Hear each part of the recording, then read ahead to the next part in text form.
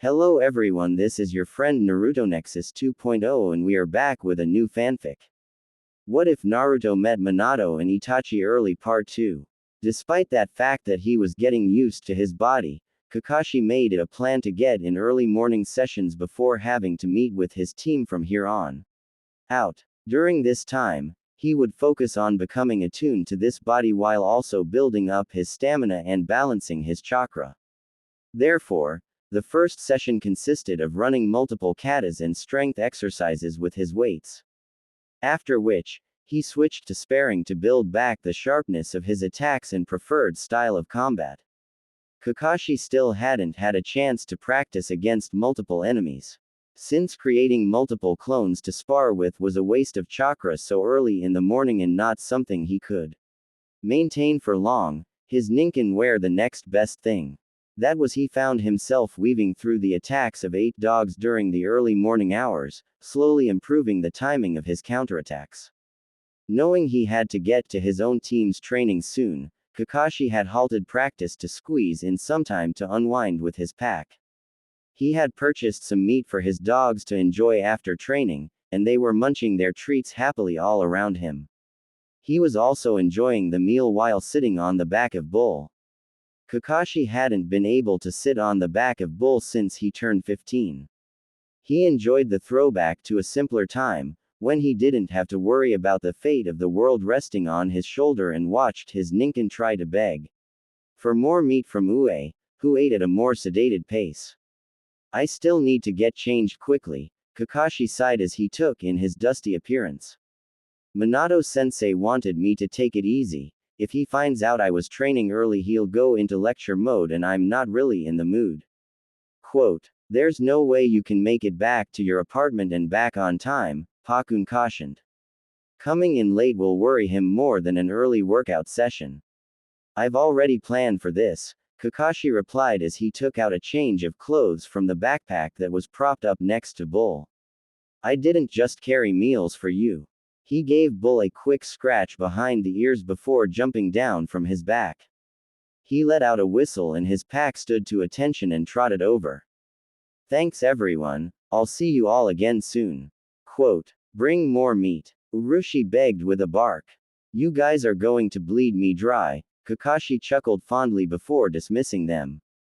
He quickly changed his clothes and moved to pack his training weights. It was then that he sensed the familiar chakra of his sensei heading over. Confused, Kakashi closed the latch of the bag and turned to the direction his sensei was coming from. There you are. Minato-sensei announced his arrival. What are you doing all the way out here? Quote, training. Why would you push yourself so quickly? Minato frowned. It was just some light exercise. Yesterday I barely sparred with Rin and wanted to kick myself back into gear. I didn't overdo anything, Kakashi replied. Did anything happen? He repeated the ignored question. We have a mission, he stated, frown still on his face. You shouldn't have solo training sessions without clearing it with me because you know we may be assigned a mission, he added a reprimand. Since we have a mission, if anything, it's good I had a chance to loosen up before we head out, Kakashi dismissed his sensei's words. Moreover, it was his first chance to fight multiple enemies in this body, so it was more important than resting for a fake illness. We'll discuss this later. Hurry up and get ready. Minato sighed but let it go. I already told Obito and Rin. It's going to be a deployment at the support lines at the Land of Grass. Expected time of deployment, 1 month. Meet up at the gates in 30 minutes. Kakashi nodded but internally shuddered as Minato teleported away. The Land of Grass was where the Canopy Bridge was and the battleground for many clashes with the ninja of the stone. In fact, as a Chunin growing up in times of war, he ended up fighting there often. He hated that land with a passion. He quickly packed, making sure to take a bunch of seals, as well as his fuinjutsu tools to make some more in case the mission extended. As he activated his security seals, he tried to rack his brain to remember a deployment to the Land of Grass at this time. He remembered a few short missions there as part of Team Minato, but nothing about a deployment. At this time in the war, His team was mostly stationed in the land of hot water to maintain the ground Konoha had gained from the aftermath of the fight between the Third Raikage and 10,000 Stone Shinobi. He didn't have time to change anything. Was getting sick from time travel enough to already start changing the timeline. The implications filled him with dread. He may not have had a huge impact on the war at this point in time as a Chunin, but his sensei sure did. Wherever his sensei was stationed, Minato was sure to have played a role in the way the war unfolded. He considered the date and tried to match it with his memories of events from his past. He remembered that it was around this time that Konoha's lines faced a major setback in the Land of Grass. A small task force of elite ninja had infiltrated their lines and caused devastating losses to Konoha before being eliminated by Orochimaru and a team of trackers who followed in pursuit after the attack. They succeeded, and despite the loss of the high-ranking stone ninja, the attack had damaged Konoha more. As for the developments in the Land of Hot Water, he didn't remember anything special around this date, and their deployment had been smooth, well as smooth as fighting a war could be. There were losses on both sides, but if Minato wasn't there, would Iwa gain the advantage? When he arrived at the gates, Rin was the only one there. He nodded at her in greeting and she replied with her own greeting before they fell in companionable silence. Kakashi was still considering the implications of the changes in the timeline while Rin was mentally preparing herself for the mission. Minato arrived with Obito in tow a few minutes later, and Kakashi wasn't sure if he picked him up specifically or if they met on their way here. Obito did manage to come on time on occasion for missions, always excited to prove himself. "Good morning, Rin-chan." Obito smiled, breaking away from Minato and running up to them. She gave a small laugh at his energy. "Good morning, Obito-kun." Quote, "You guys ready?" Minato asked. "Yes, sensei," they chorused. Rin gripped her backpack tighter in determination. Obito gave him a fist bump and Kakashi just stood there stoically. "Be careful out there," one of the Anbu at the gate stated. The Anbu would usually just nod at the ninja heading out, but Minato was building up a reputation. During times of war, Chunin guards didn't cut it, another reminder to Kakashi about the state of the world that was waiting for him outside these gates. In a way, it was fortunate that he knew of the Fourth Shinobi War coming, as he had mentally prepped himself to go back to war. "Thank you, Anbu-san," Minato gave him a short bow. "We'll do our best. Let's head out." Quote. With a nod of acknowledgement from the Anbu, they bound off, Kakashi in the front with Rin and Obito flanking his sides a little bit to the back, while Minato stood behind them all to keep an eye on his team. This was their typical formation. On cue, Minato started to explain the mission as they ran forward. "Our mission will be to provide medical supplies to our main support camp," Minato explained. "I have the supplies sealed away. It will take us around 22 hours to get to camp, so I plan to arrive there in a day and a half. Once we arrive, Rin, you will join the medical team. Obito, you will join the camp guard. Kakashi and I will head out to the front lines. Kakashi, you will work with the rescue and evacuation team to get our injured back to camp. Is that clear? Why don't we get to fight?" Obito complained. "Whenever we are sent to the Land of Grass, we only end up on support teams while you go fight, sensei. We've fought at the front lines before. We can help." In the past, Kakashi chalked it up to Obito whining and being childish. However, he was able to pick up on the undertone of frustration for not being able to help more. Obito wasn't complaining because he felt guard duty was beneath him, he wanted to fight alongside others and protect his comrades. The Land of Grass is the main battleground with the stone and can get more chaotic than you're used to. Minato didn't berate Obito since he understood where the frustration was coming from. Kakashi used to think it was leniency. He really was blinded by his own set of code. Each one of us plays an important part, and only by supporting one another can we win this war. Quote, "I'll get stronger so I can play a bigger role next time," Obito vowed in reply. "I know you will." Minato nodded in encouragement. "There was a major fight between the stone and cloud, right sensei?" So, won't it be more quiet than usual? Or will there be a lot of ninja who are injured? Rin spoke up now that Obito has relaxed. It won't be quiet. The stone have a large number of forces and are still fighting strong in the land of grass despite their setback, Minato answered her truthfully.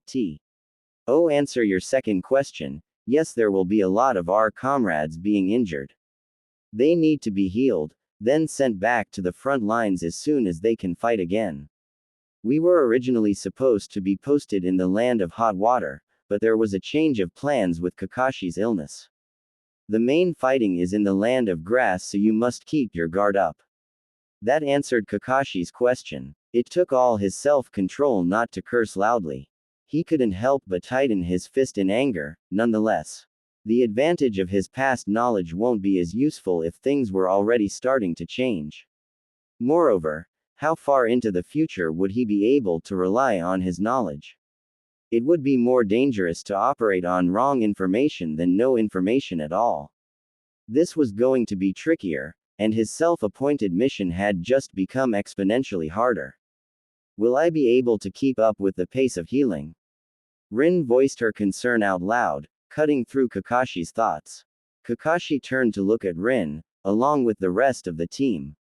As Obito started reassuring her with his blinding faith in her, he saw Minato raise his eyebrows in surprise at the question. Focus on what you are able to do. Minato cut in Obito's rain of reassurances to provide targeted advice. Talk to Tsunade-sama and she can better direct your efforts to where you can have the most impact. Inform her of the techniques and procedures you can do comfortably and be honest about your chakra capacity. Quote, at this point in time, Tsunade had already developed her fear of blood and was never stationed at the front lines in the Third War, focusing on healing fellow ninja once others got the bleeding under control. Her fear of blood was a well-kept secret, and both Konoha and Iowa forces assumed she remained in the main camp as the ultimate form of defense, her presence a large deterrent to attack attempts on the camp. Kakashi recalled that there was some speculation that having the Sannin operate as a team would be more effective, but Konoha ninja ultimately trusted the third strategy and didn't question it much. Also, while the stone had more ninja, Konoha had a better medical force due to Tsunade's efforts. Ohm figured it was too risky as Tsunade would become a prime target. I should have taken your advice about maintaining my physical training more seriously. Rin wasn't fully appeased. She closed her eyes tightly to shake away the helplessness she was feeling. Kakashi knew she was recalling his words yesterday. Imagine if we're at the front lines and you heal ninja after ninja as they're carried in from the battlefield. After healing a few, you've exhausted your chakra pool because your physical energy is low. Then, Obito comes in, injured. You know the advanced technique to save his life, but you don't have the chakra to perform the procedure. Feeling responsible for her state of mind, Kakashi couldn't help but jump in before Obito could start giving empty platitudes once more. Obito meant well, but simply telling Rin that she's great is not what she needs to hear. You never know what scenario will unfold at the front lines, Kakashi stated, and she looked up to him, her eyes glistening with fear, but there was also a small light of hope, what we talked about yesterday. That's just one possible scenario. Talk yesterday. Minato mumbled quietly in confusion, but Kakashi ignored him and kept going. The advanced procedures you have learned may be the difference between life and death for a fellow Konoha ninja, he continued, his experience as Sakura's sensei. Coming forward, I only meant that you cannot neglect the physical side so you can heal for a longer period. If we're stationed at the main camp, after you deplete your chakra healing, don't just sit around dejectedly. Do some physical exercise and build your capacity. He was rewarded as her mouth slowly ticked upwards in a faint smile, replying with a quiet but determined affirmation. You suck at being encouraging, Obito groused despite Rin's uplift in mood, say something more inspiring than, you need to Ran, Bakashi. Like what? Kakashi gave him an unimpressed half-lidded glance. You got this, you can do this, believe in yourself, you're a great medical ninja. Yay! Obito seemed excited that Kakashi was getting it, or so he thought. Those are just generic words. We're ninja. Stupid cliches like that are meaningless, Kakashi stated coldly, and Obito's face fell. Obito's expression reminded Kakashi of the times when he'd troll his genin team, filling him with a weird sense of nostalgia and loss in one go. You jerk. They're not meaningless. Obito pointed at him in outrage. Obito-kun. Rin jumped in placatingly. Kakashi-kun is right, I need to train. I'll also do what I can, but like he said, I won't let my training go to waste. Don't let your efforts go to waste either. Let's protect our comrades together, alright? Rin-chan. Obito's eyes got watery, then smiled brightly. You're right, we got this. Obito couldn't help it and turned to Kakashi again. That's how you encourage someone. Learn something from Rin-chan. Kakashi just rolled his eyes and trained them forward again. Whatever gets the idea across, right, Kakashi-kun. Rin laughed softly, referencing his words again. Kakashi scoffed out loud. Minato and Obito were confused by the exchange, knowing that there was something they missed. Obito's heart twinged, feeling jealous, and was about to lash out again, if Kakashi hadn't intervened. Nay, sensei, if we were scheduled to leave to the land of hot water, who was sent in our place? He hoped it was someone that would be able to hold up the vacancy his sensei was leaving behind. Worried? You don't need to be. We switched stations with Orochimaru-sama and a team of 3 Chunin. Minato replied. At the mention of the Sannin, Kakashi relaxed, finding it ironic that any mention of the snake Sannin would bring about any feeling other than dread. He knew that Orochimaru would be more than up for any challenge his sensei may have tackled in the past. I'm not worried, he felt the need to add despite his feelings. Minato just chuckled but left it at that. He knew his sensei thought Kakashi was concerned that his illness may lead to unfortunate events that would be traced back to him. If something were to happen in the land of hot water that could have been avoided with Minato being there, his younger self would have blamed himself for his weakness. He would also be worried that the villagers would blame him too. Looking for any excuse to point out the flaws of the traitor's son. Compared to his worry about changing the timeline towards a trajectory that led to Konoha's loss, his younger self's concerns were negligible. The remainder of the time they moved forward was uneventful. Rin and Obito chatted while Minato would pitch in a thought or two every now and then. As night started creeping, Minato signaled for them to stop and set up camp. Thanks, Sensei. Rin moved to help him set up the skewers on the campfire properly. Sensei, you said the front lines at the land of grass are intense even with the third Raikage's stand in the land of hot water. Obito brought the topic back. Wouldn't a loss that big make the stone ninja need to cover or something? The land of stone have much more ninja than any of the other nations, Minato explained. That's why they're a force to be reckoned with. That sucks. Obito kicked the dirt lightly. If they didn't have that many ninja, they probably would have pulled out of the war now. Quote, actually, it was lucky for Konoha in this instance, Kakashi spoke up. If they didn't have the numbers, then they wouldn't have sent a force to the north and there wouldn't have been a stalemate between the stone and cloud. Quote, what do you mean? Obito was confused. Rin also shared similar sentiments. Konoha is geographically located in the middle of all the nations, and they all want to defeat us, Kakashi explained. Therefore, our forces are the most spread out as we have to defend our land from all sides. The battle between the Stone and Cloud Ninja was the meeting of their forces as they each tried to find a way to enter the land of fire from the north. They kind of took each other out, for the time being at any rate. It would have been tough for Konoha to defend against either battalion if they made their way closer to our lands without meeting. We're lucky that they decided to attack at the same time and ended up fighting each other.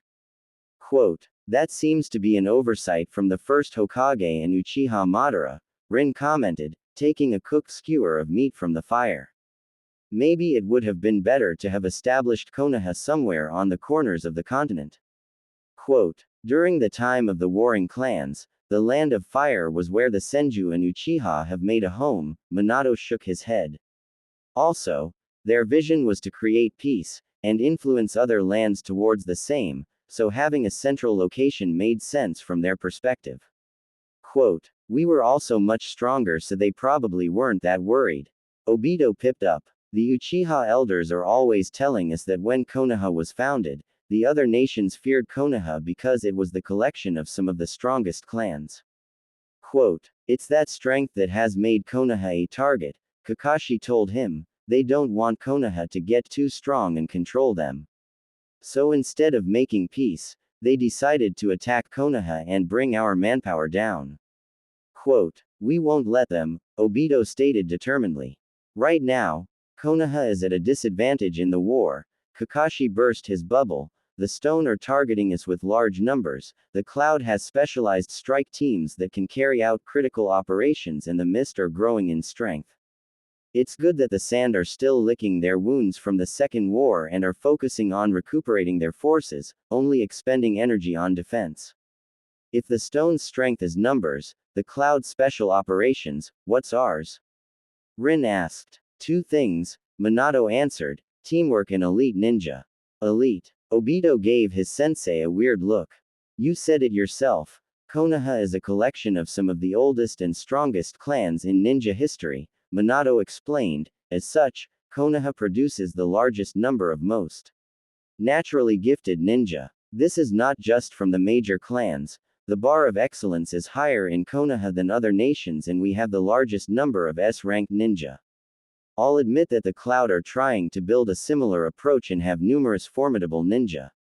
Anyway, for the stone, their approach is that even the strongest ninja will fall to a large army.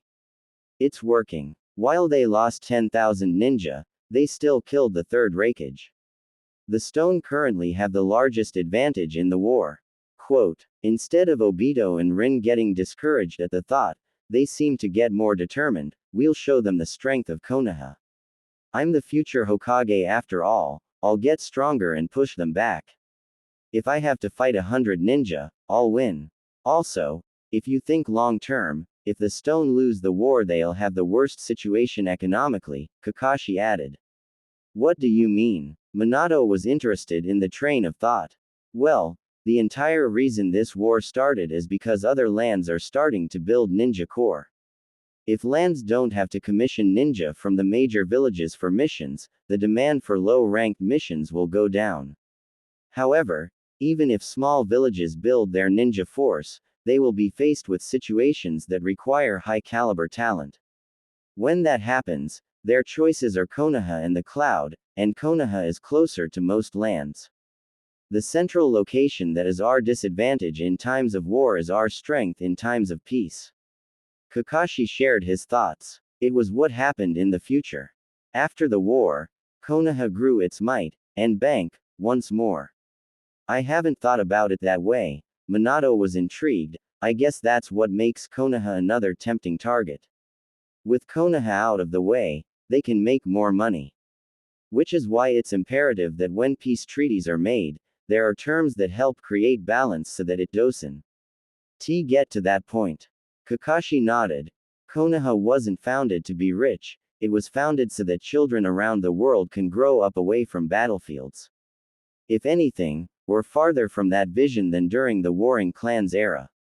The villages are sending fresh genin to the front lines. We can handle it. I'm not scared," Obito announced. "We'll do our part to bring peace," Rin smiled in reply to Obito's statement. Minato gave them both an encouraging nod. Only Kakashi noticed that it was forced. As a sensei, he could only imagine how troubled Minato was that his students were being sent to the front lines.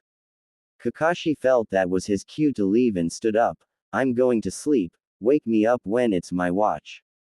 Quote, "Already?" Rin seemed concerned. Kakashi didn't answer her and just kept walking away from them. He quickly grabbed his hygienics kits from his bag and went behind the trees to get ready for sleep. Kakashi could hear them continuing their discussion and grimaced. Their words and energy rubbed Kakashi the wrong way. They died. They didn't know that, but they died so young. After the Third War, the Kyuubi attack and the Uchiha massacre, peace was fragile, but all the ninja worked hard to ensure that Konoha remains strong to avoid another war. Kakashi himself was flung into S-ranked mission after S-ranked mission, eliminating threats left and right.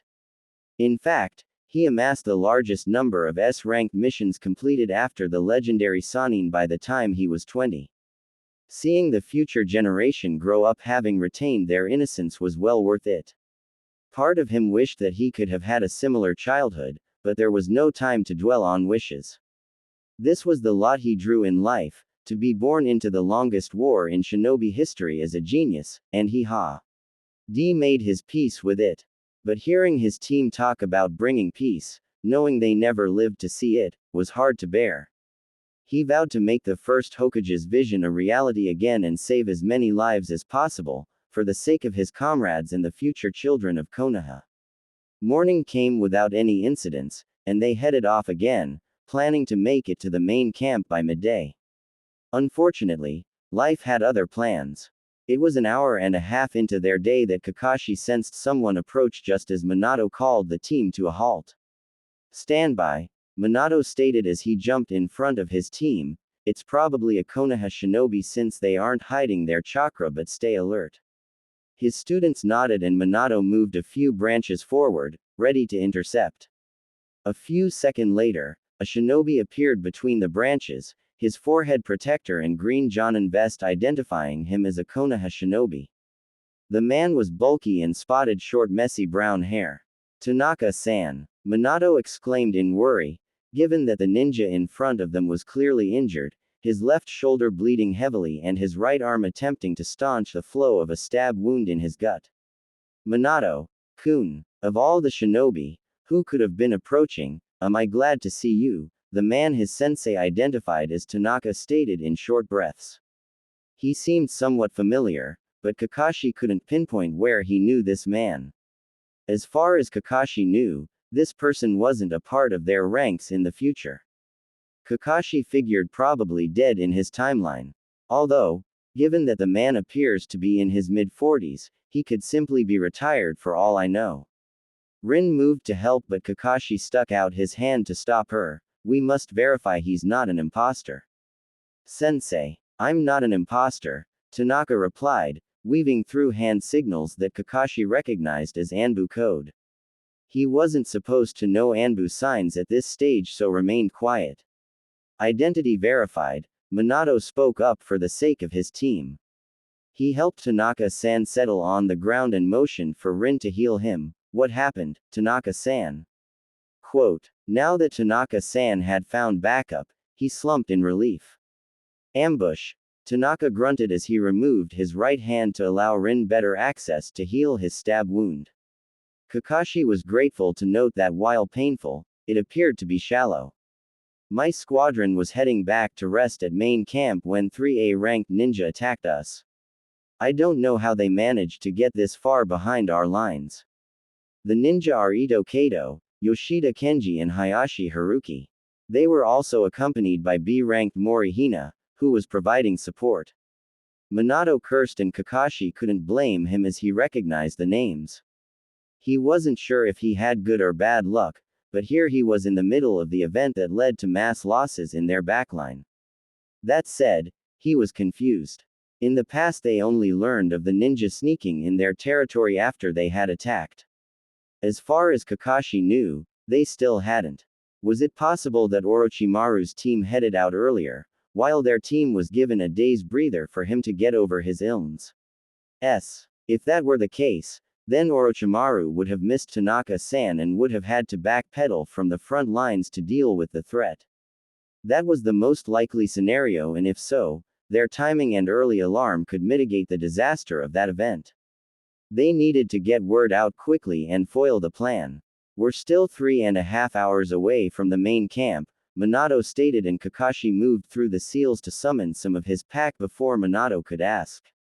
After the smoke cleared, Pakun, Shiba, Bull and Urushi stood at attention. "Emergency summoning," Kakashi stated quickly and got down to business. "Urushi, I need you to head to the main medical camp of Konoha. It's 3 hours and a half, 32 degrees west from here. Tell them that there is an infiltration of a squad of A-ranked stone ninja. Ito Kato, Yoshida Kenji and Hayashi Haruki, they're supported by Morihina. Anything else, sensei?" "Yes. Tell them that I moved to intercept them," Minato nodded. "Sensei, You're great, but it's too risky, even for you, to take on that squad by yourself, Kakashi cried out. Internally he was panicking. Was it possible for his sensei to fall to the shinobi? Minato's sensei was stronger than each of these shinobi many times over, but it was 1 against 4. His sensei defeated 1,000 ninja, but that was still in a year, with more training and experience. Don't worry, Kakashi-kun, Minato smiled reassuringly. I'm well aware of their specialties, I'm a terrible matchup for them. Please hurry, Urushi. Urushi turned to Kakashi, who could only nod in hesitation. Getting his summoner's go-ahead, the dog sped away at top speed. Kakashi had to admit that what Minato said was true and thought out loud. Kato and Kenji are sword specialists, Haruki uses stone golems and speciale.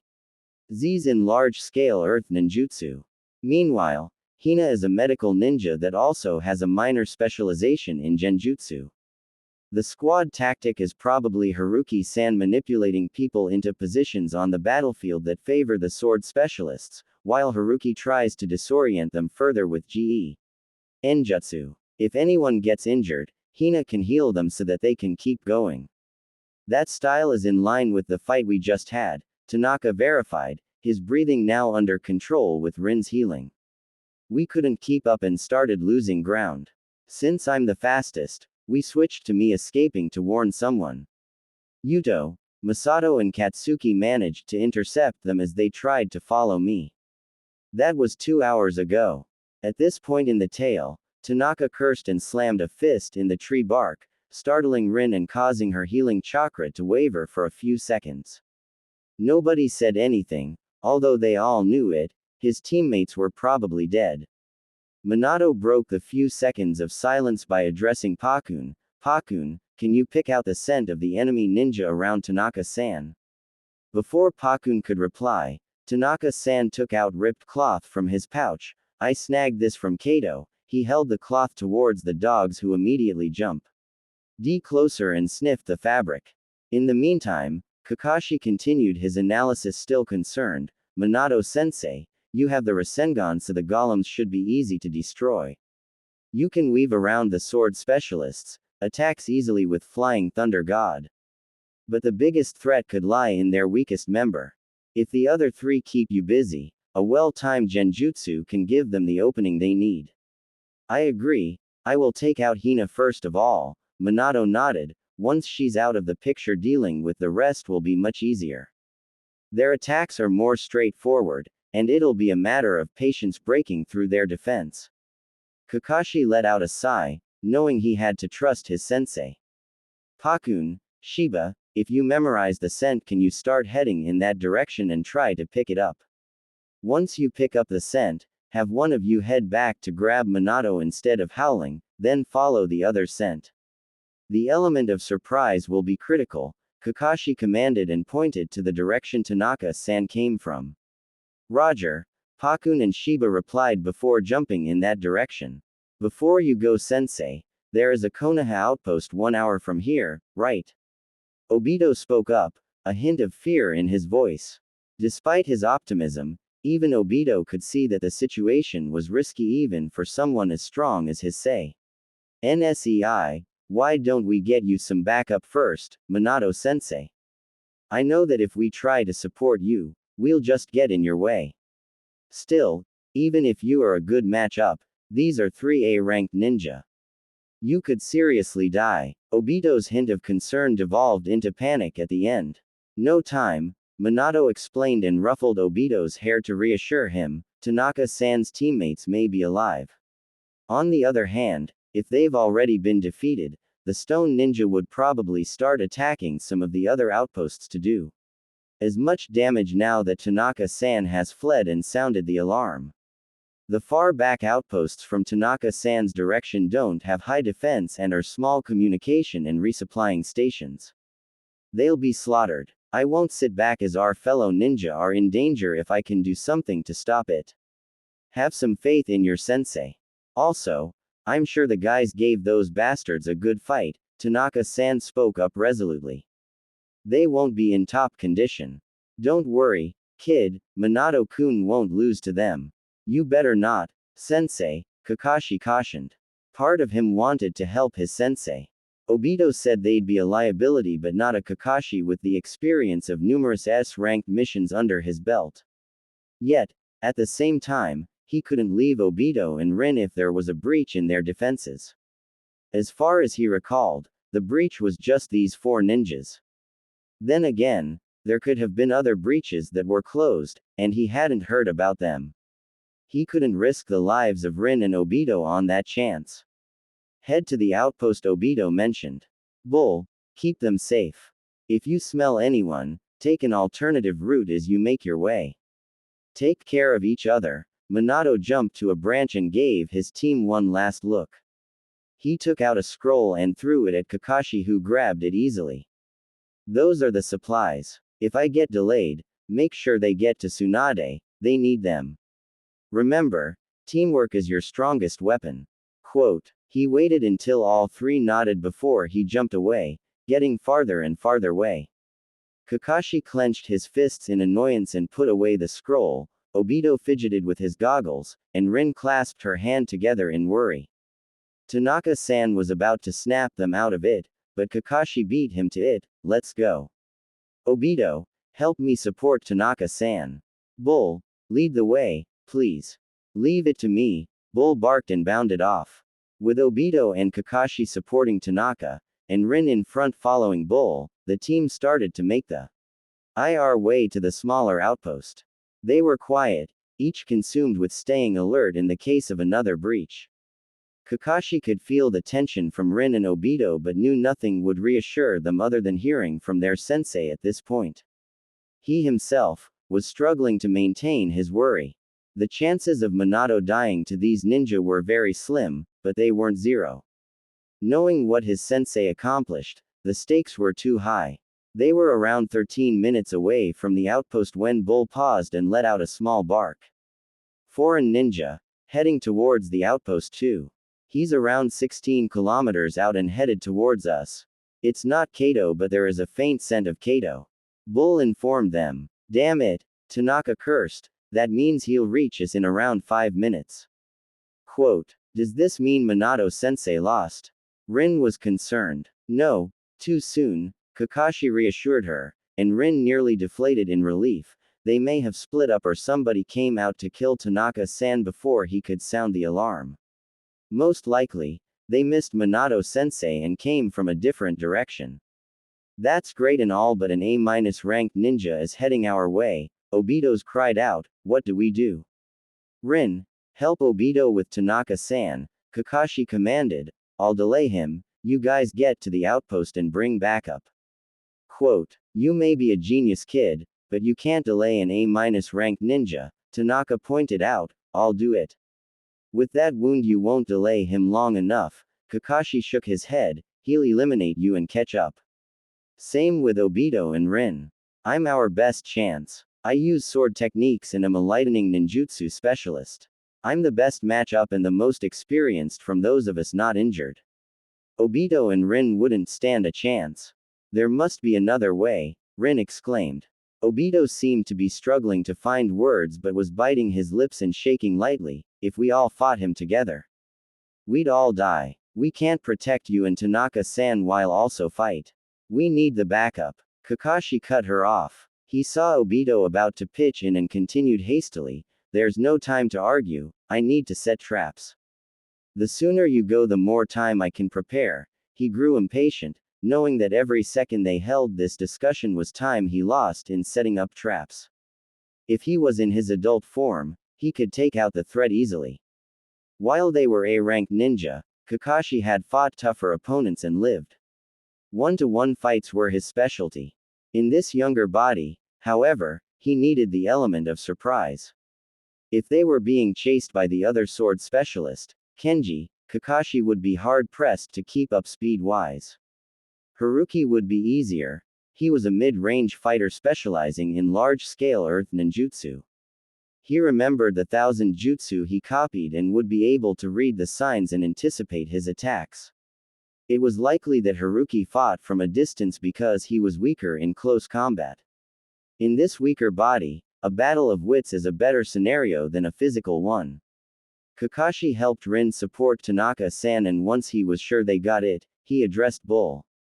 Bull, if anything, tell Pakun and Bisuke to give it to him. They'll know what I mean.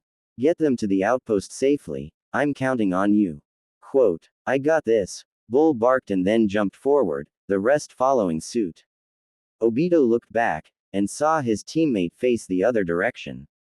Obito could only think that his teammate's back was too small to face off against an A-ranked ninja. He couldn't shake the feeling that he was seeing his teammate alive for the last time. Rin's choked sob didn't help matters. Obito had liked Kakashi when they were kids and admired him. After Kakashi's father's death, Kakashi turned cold towards him, but Obito decided that we won't give up on Tree Ing to be his friend. He could tell Kakashi was hurting and wanted to help. But then, Rin developed a crush on Kakashi, and his jealousy overrode his desire to become friends. As they bickered, the rift between them only grew. Still, a part of him still wanted to be friends. Obito felt that now, he would never have that chance. Before they could get far enough, Obito spoke up, his voice wavering even though he tried to sound brave. We're getting that backup, so you better not die till then, Kakashi. Quote, Kakashi, without turning around, gave Obito a thumbs up and added resolutely, I don't plan to. Obito closed his eyes in frustration, tears leaking out, but he faced the front again and kept moving forward. As frustrating as it was, and as dense as he sometimes acted, even he knew this was their best chance. How long will it take for us to get back up? Obito asked out loud. Once we're 5 minutes from the outpost we can send out a flare signal to get help, Tanaka-san replied. With that, we can have support here in around 15 minutes. It will take the enemy around 3 minutes to reach Hitaki. Therefore, if Hitaki can hold out for a little bit less than 20 minutes, there's a chance. Nobody voiced it out loud, but that was a long time for a Chunin to hold back an A-ranked ninja. The second his team moved ahead, Kakashi went into motion, setting up traps to hopefully catch the enemy by surprise. He decided to keep the seal on his stomach for now, opting for his natural balance as opposed to gaining access to more spiritual energy. If anything, if he got low, he could release the seal and increase his spiritual reserves. With that, he could stick to techniques that required more spiritual energy to buy more time. He only managed to prepare 2 traps when he sensed the enemy approach. It was time. Kakashi hid behind the trunk and waited for his enemy. After a few seconds, the ninja burst forward and Kakashi was able to take a glance as he passed him, identifying him as Haruki much to his relief. Kakashi cut the wire, releasing a rain of kunai and shuriken on his location. The man easily dodged backwards and closer to his hidden location. Kakashi manually triggered the explosives on the ground below, having forced him into that location with the first trap. Haruki cursed and jumped upwards to avoid the explosion. His back now exposed to Kakashi. Kakashi moved. He collected chakra at the base of his feet and launched himself forward, white saber unsheathed. Haruki sensed Kakashi, weaved his body to the right and ducked as Kakashi made contact. The saber dug through Haruki's upper left shoulder and sliced through his collarbone, making Haruki grunt in pain. Kakashi flipped midair to avoid having his back to his opponent and landed on the ground below. Kakashi examined the injury he gave Haruki and noted that it was less damage than Kakashi hoped to start off with, but the wound would slow Haruki down and impede him in close combat. Haruki glanced at his injury then turned to face Kakashi with annoyance clear on his face. Kakashi smirked and readied his saber once more, crouching down into a battle stance. This is as far as you go, Haruki-san. Kakashi cut the wire, releasing a rain of kunai and shuriken on his location. The man easily dodged backwards and closer to his hidden location. Kakashi manually triggered the explosives on the ground below, having forced him into that location with the first trap. Haruki cursed and jumped upwards to avoid the explosion. His back now exposed to Kakashi. Kakashi moved. He collected chakra at the base of his feet and launched himself forward, white saber unsheathed. Haruki sensed Kakashi, weaved his body to the right and ducked as Kakashi made contact. The saber dug through Haruki's upper left shoulder and sliced through his collarbone, making Haruki grunt in pain.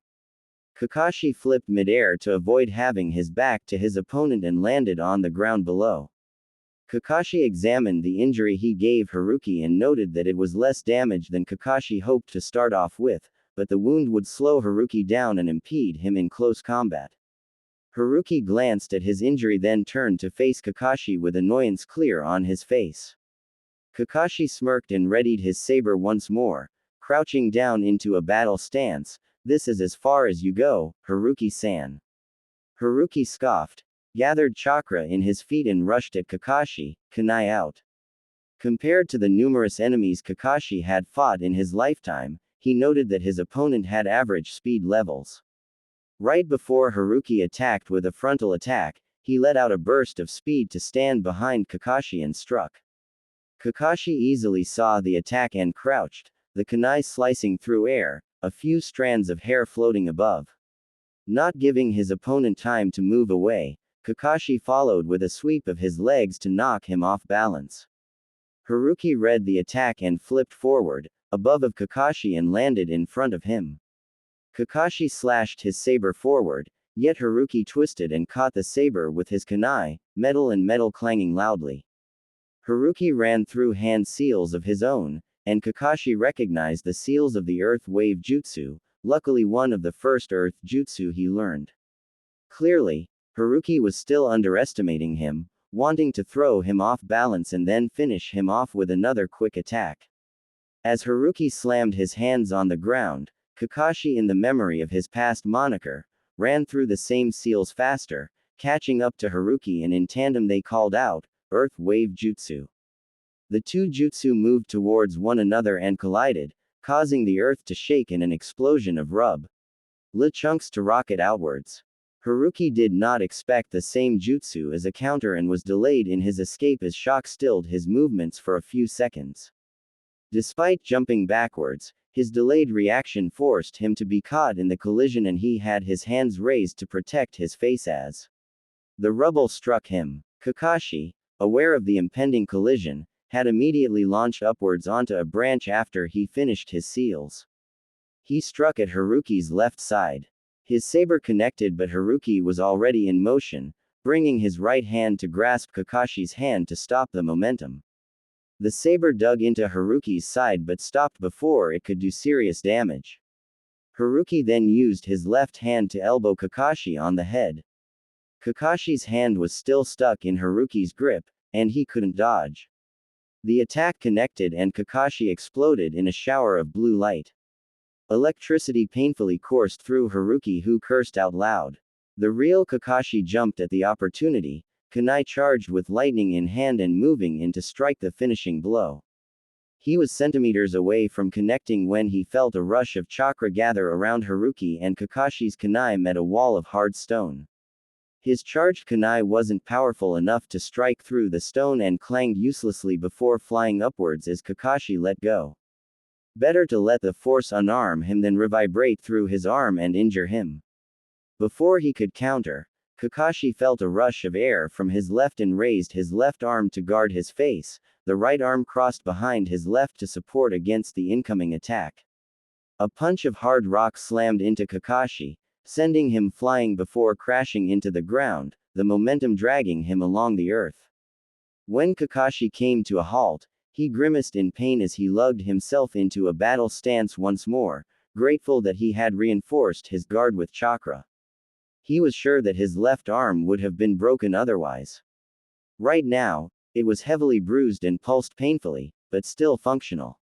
Probably a fracture, he noted. In the clearing, where Haruki previously was, now stood a golem of stone, double the size of his adversary. The menacing behemoth stood proud in its muscular frame, with each segment of its body appearing to be made of boulders organically fused together. Kakashi noted that the torso twisted slightly, indicating agility despite its stony composition. The only part of Haruki Kakashi could make out was through the eye slits on the stone head, where Haruki's eyes looked back at him with a calculated gleam. I never would have thought I'd have to use this form against a child. Haruki's tone was thoughtful.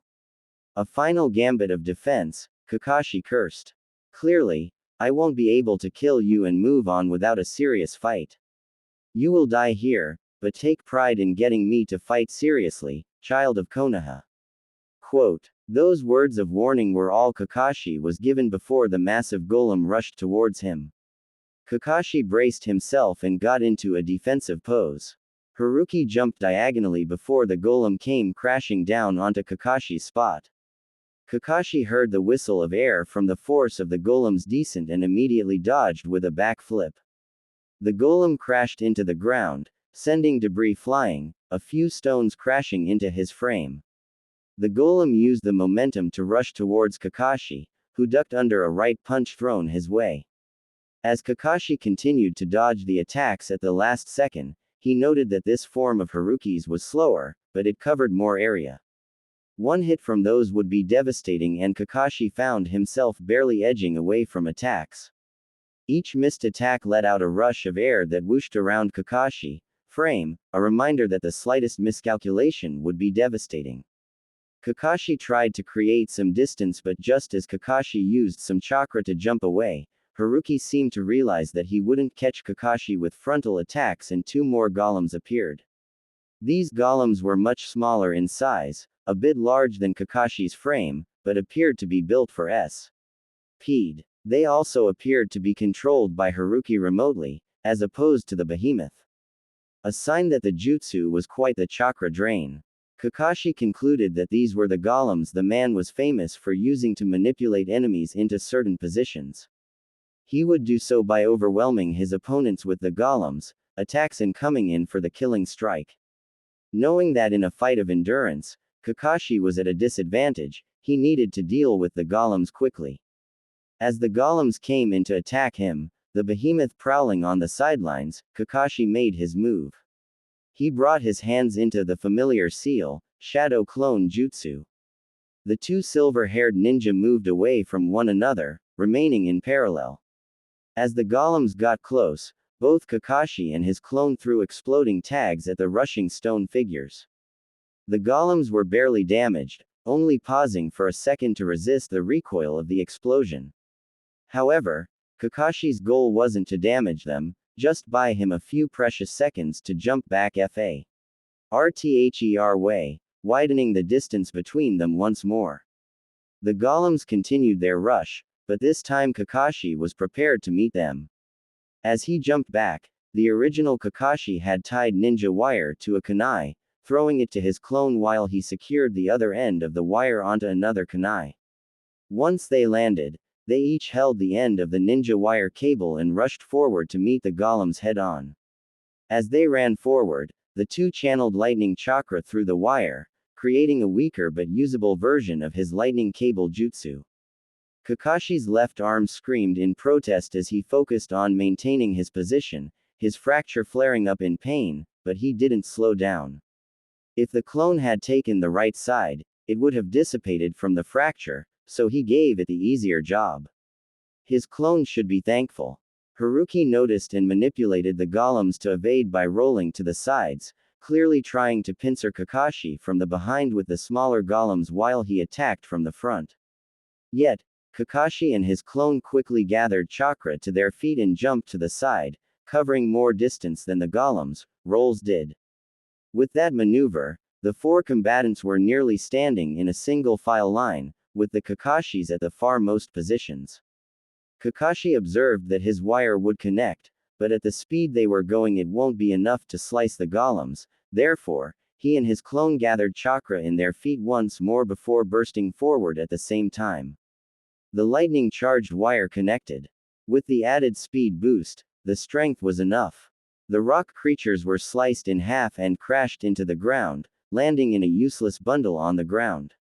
Kakashi disconnected the cable in his left arm in pain, glad for the small respite to catch his breath. While it was weaker than his original lightning cable, lacking the sheer force and speed of Reikiri, the two smaller golems were built for agility not defense. Thus, Kakashi was optimistic his attack would work even if it wouldn't against the larger golem protecting Haruki. Lightning Senbon Jutsu. Kakashi manipulated his chakra into many lightning Senbon that fired in quick projectiles at his enemy. The Senbon struck the golem in the chest, but they didn't do much damage, barely cracking the armor. Although the Senbon lacked power, it meant that they relied heavily on spiritual energy, and Kakashi now had that in spades. Haruki, however, was an A-ranked level threat, and wasn't going to simply try to crush his opponent with uncreative attacks. As Kakashi released the third volley of Senbon at the golem's leg, he heard Haruki call out, "Earth Flow Spears." Kakashi flipped upwards to avoid the first spear that came at him, using it as leverage to push himself to the side to avoid another. He ducked to avoid the third and felt a stab of pain in his right calf. As another pillar came rushing towards him attempting to skewer him, Kakashi grabbed the top of the pillar stabbing his leg and used his hands to push himself into a handstand as the pillar crashed into the other one. Kakashi grunted in pain as the movement allowed him to break away from the pillar, but his leg was now bleeding profusely. He quickly jumped away again. The fact that Haruki was inside the golem and could cast jutsu without Kakashi being able to see the hand signs was frustrating. He would accuse the man of cheating if they weren't ninja. He was tempted to use the hidden mist jutsu to even the score but didn't want to tip Haruki off that he could use the water element. Haruki didn't give him a chance to dress the wound as he attacked him once more with pillars, and moved in to attack in tandem with the pillars. As Kakashi ducked under the golem once more, he took out one of his custom energy absorption seals and slapped it on the stone. The seal was designed to absorb a continuously small amount of only spiritual energy, thus, wouldn't be noticed by the ninja early on. Unless he was a sensor ninja. Now it was just a matter of time.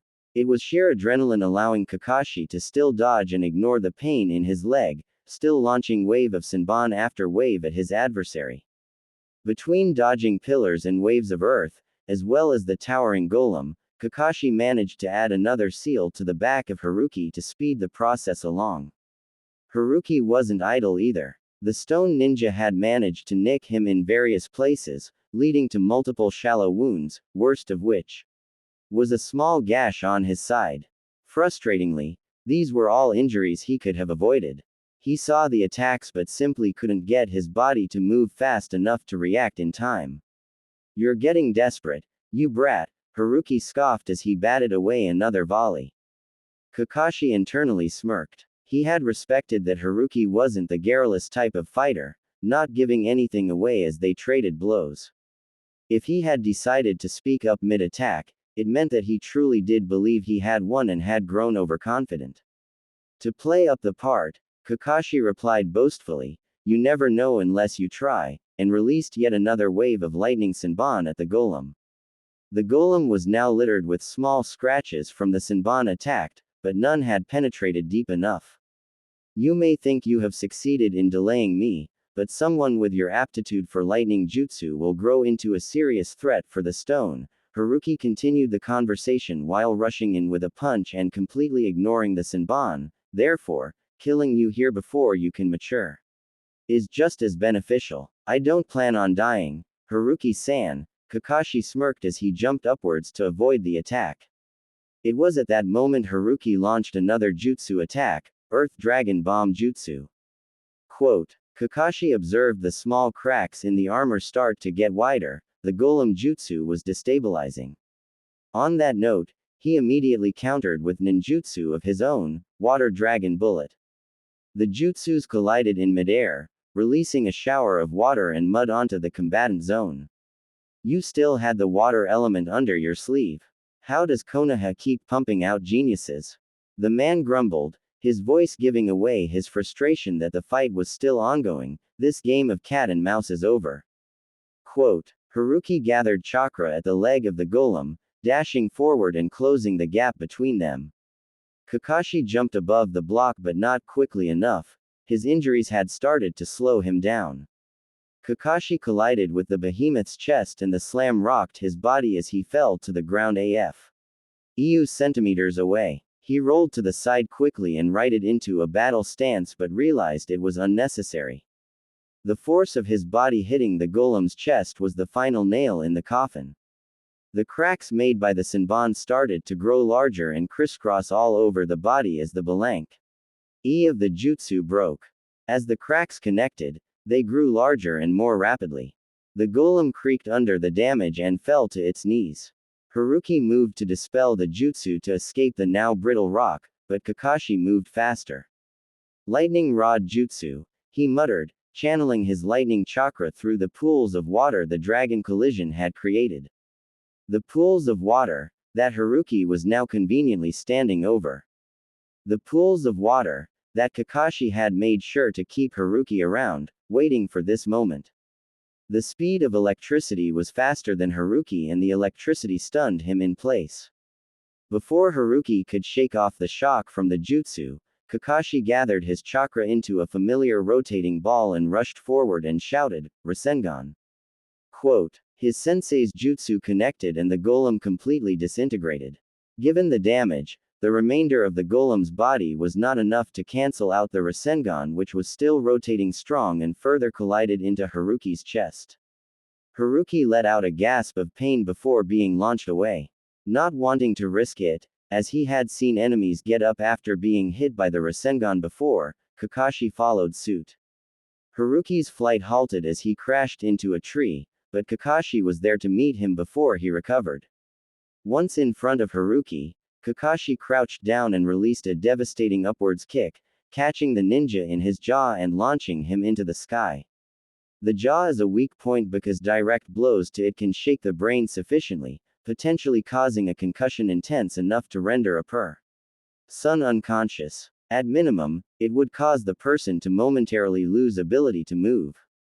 Between that, the electric shock and the Rasengan, Haruki became a sitting, or rather, flying duck. Kakashi moved to jump, but knowing he was close to victory, the adrenaline in his body was fading. The pain in his calf shook his leg into a standstill. He became acutely aware of the throbbing in his arm and leg, the rapid rise and fall of his chest for keeping a pace his younger body wasn't used to, and the dizziness that came with blood loss. Not yet, Kakashi growled, shook away all the pain and launched himself to the sky, his brow sweating profusely as his body shook in fatigue. Right under Haruki, he kicked the man higher, then threw ninja wire to grab him and pulled him under. Now above him, Kakashi unsheathed his saber, and slashed him across the chest, right through where the Rasengan met its mark. Not done yet, Kakashi twisted in the air, and kicked the man in the head, sending him crashing into the earth below.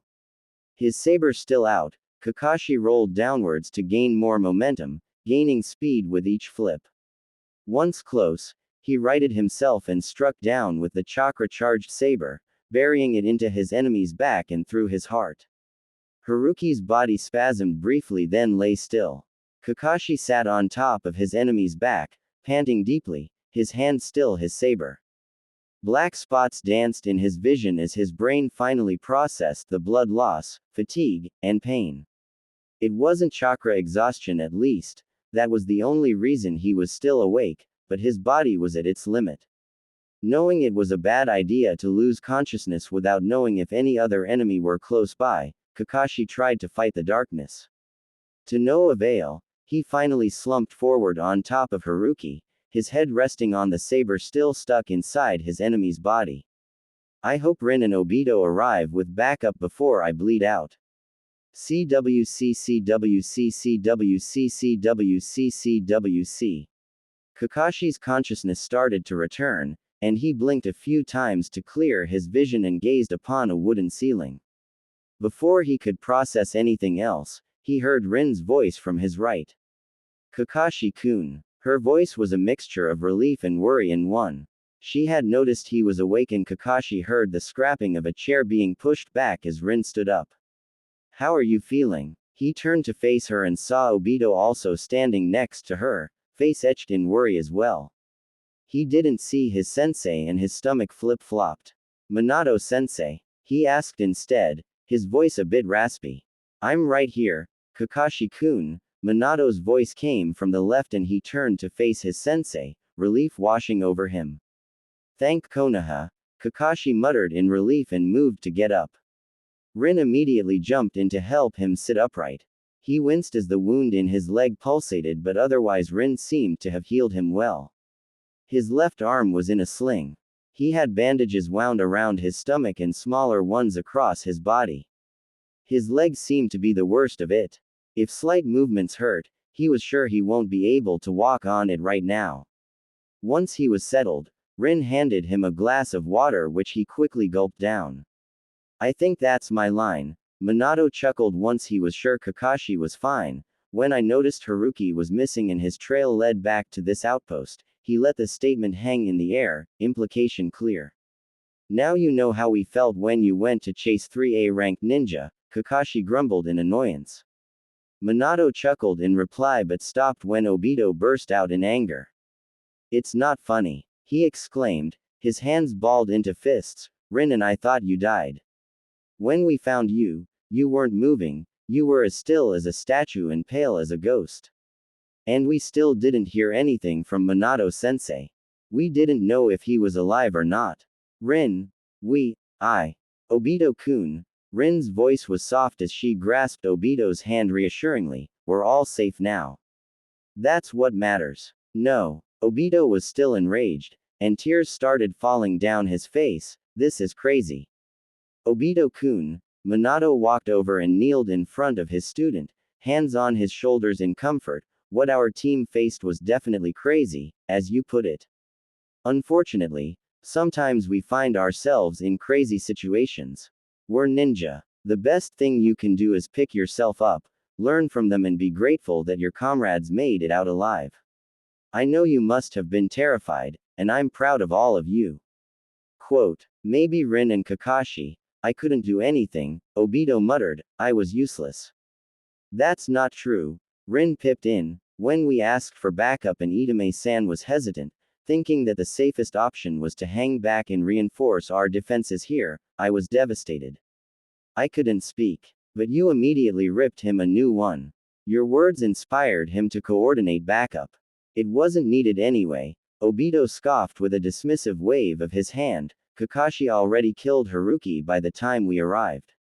Quote, I was bleeding out quite badly if I recall. Kakashi spoke up. My last thought before I drifted into unconsciousness was hoping that you and Rin would bring backup before I bled out. Maybe it wasn't as dire as I recall and maybe I would have survived until Itama-san was it, realized that the GHT was over and sent help. Anyway, I'm glad that I was right to trust you two to get backup. Kakashi. Obito was clearly stunned by his teammates' reassurance. Besides, Kakashi continued, it was luck that kept me alive. I could read his attacks, but my body couldn't keep up. Here Kakashi gripped the sheets in frustration. I got lucky, any of his attacks could have fatally injured me. I almost died a bunch of times. I seriously needed that backup, probably in 9 out of 10 possible scenarios during that fight. He overplayed the odds a bit as it was more of an even match, but his team didn't need to know that. Thanks. Obito smiled hesitantly. He then removed his hand from Rin's grip, stepped away from his sensei and wiped away his tears with his arm. He buried his face in his elbow as he composed himself. After a few moments, Obito took a deep breath and brought his hand down, giving them all a smile. Minato, now reassured Obito was all right, ruffled his hair before standing up. You're truly learning the art of encouragement, Kakashi-kun, Rin teased, and he gave her an unamused roll of his eyes. That said though, it wasn't just luck, Kakashi-kun. Minato turned back to Kakashi, you're selling yourself too short. It still takes great skill to fight against someone of Haruki's caliber. Luck may have factored into it, but it was also your technique. I examined Haruki's body before sealing him away. Rei-san said you beat him up quite badly. Well, she used more colorful language but anyway. That was a nice Rasengan, he gave his student a thumbs up at that. It's not enough, Kakashi shook his head. There were so many things he needed to accomplish. He couldn't afford to die here.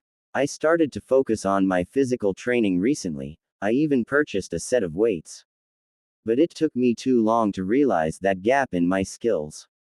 I have to get faster so I can keep up. I won't be as helpless next time. Bakashi, you beat an A- ranked ninja. Stop being such a bummer, Obito complained. If it wasn't for the element of surprise, him underestimating me in the beginning, my lightning countering his earth element and sheer dumb luck, it would have ended differently. Kakashi muttered. Sure, from his team's perspective it was quite an achievement. He wasn't 11 though. How did you defeat him anyway? Obito pipped in, his previous worry now replaced with excitement for a good tale. Kakashi was about to reply but his stomach beat him to it and chose to grumble in hunger. He blushed behind his mask. We got caught up in the conversation. Rin exclaimed. You need to eat. I'll go get you some breakfast. Without waiting for a reply, she dashed outside the room. Why don't you go with her, Obito? Minato suggested. Also, be sure to pack up all our belongings because we need to still head out to deliver those supplies. Quote, you got it, sensei. Obito saluted him with a wide smile before chasing after Rin. I still want to hear the story, Kakashi. He shouted before leaving the room as well. The mission, Kakashi cried, we're late in delivering those supplies. Quote, yes, but seeing as to how we stopped a behind the line invasion that could have been devastating, one more day isn't the worst thing. Minato winked at him before grabbing the chair and sitting next to Kakashi once more. I can't walk though, Kakashi spoke up, am I staying here? No, I'm going to carry you, Minato sighed. There was a debate to send someone else but with the breach, we don't know if there are any other ninja around. I have the best chance of beating whoever else may be here, so I need to be the one to take the supplies. That still doesn't explain why you're taking me if I can't move, Kakashi pointed out, won't I just be a hindrance? Quote, maybe, Minato acknowledged with a frown, but I don't trust Itame-san with your care. Sure, I can understand where he came from, yet I won't leave you with a person that was willing to abandon you to your fate. It's only 3 hours to the main camp, we should be fine. Worst case, I'll summon the toads to take you the rest of the way. Kakashi refused to comment. He did think his sensei was worrying too much, but then again, he wanted to be with his team. Moreover, his sensei had no way of knowing that it was only those 4 ninja if history was still mostly on its set course. One more thing, Minato added, we're not telling people you defeated Haruki-san. Quote, makes sense, Kakashi shrugged, that will immediately put a target on my back, and as I've said, I have a lot more to improve on before I can handle a ranked ninja without having Lady Luck on my side. Quote, yee. Yay, that's true, Minato blinked in shock. Well honestly I expected some pushback. Why? Kakashi decided to probe before he said anything. Well, you know, Minato looked uncomfortable. I don't. Kakashi raised an eyebrow in faux confusion although he had an idea as to what his sensei was hinting at, that's why I asked. I thought you'd be upset that a chance to prove yourself was taken from you. Minato spoke slowly and was clearly choosing his words carefully. Kakashi understood the undertone. His younger self would have seen this as a major step in redeeming his clan's honor. I guess, Kakashi titled his head as if pondering, to be honest, I was just focused on buying Rin and Obito enough time to escape. Quote, I'm so proud of you, you know, Minato smiled, well, part proud and part wanting to reprimand you for being so careless. I didn't have a choice. It was either me or all of us. Kakashi's voice went low as he stared his sensei in the eyes to convey seriousness. This was a chance to set a new tone for his personality and he would take it. It was tiring being so despondent all the time. I didn't think I'd survive. I resigned myself to that when I sent Rin and Obito on their way. Quote, I know, Minato sighed as he sat next to Kakashi on the side of the bed, extended his arm around his student's shoulder and comforted him with a half hug. Kakashi felt Minato squeeze his shoulder in support and relaxed. I'm sorry I couldn't be there. You don't need to apologize, sensei. You can't always be there. Kakashi shook his head in disagreement. Besides, it was peaceful in a way. Even if I had died, Obito and Rin were safe and somehow, well somehow that was enough for me.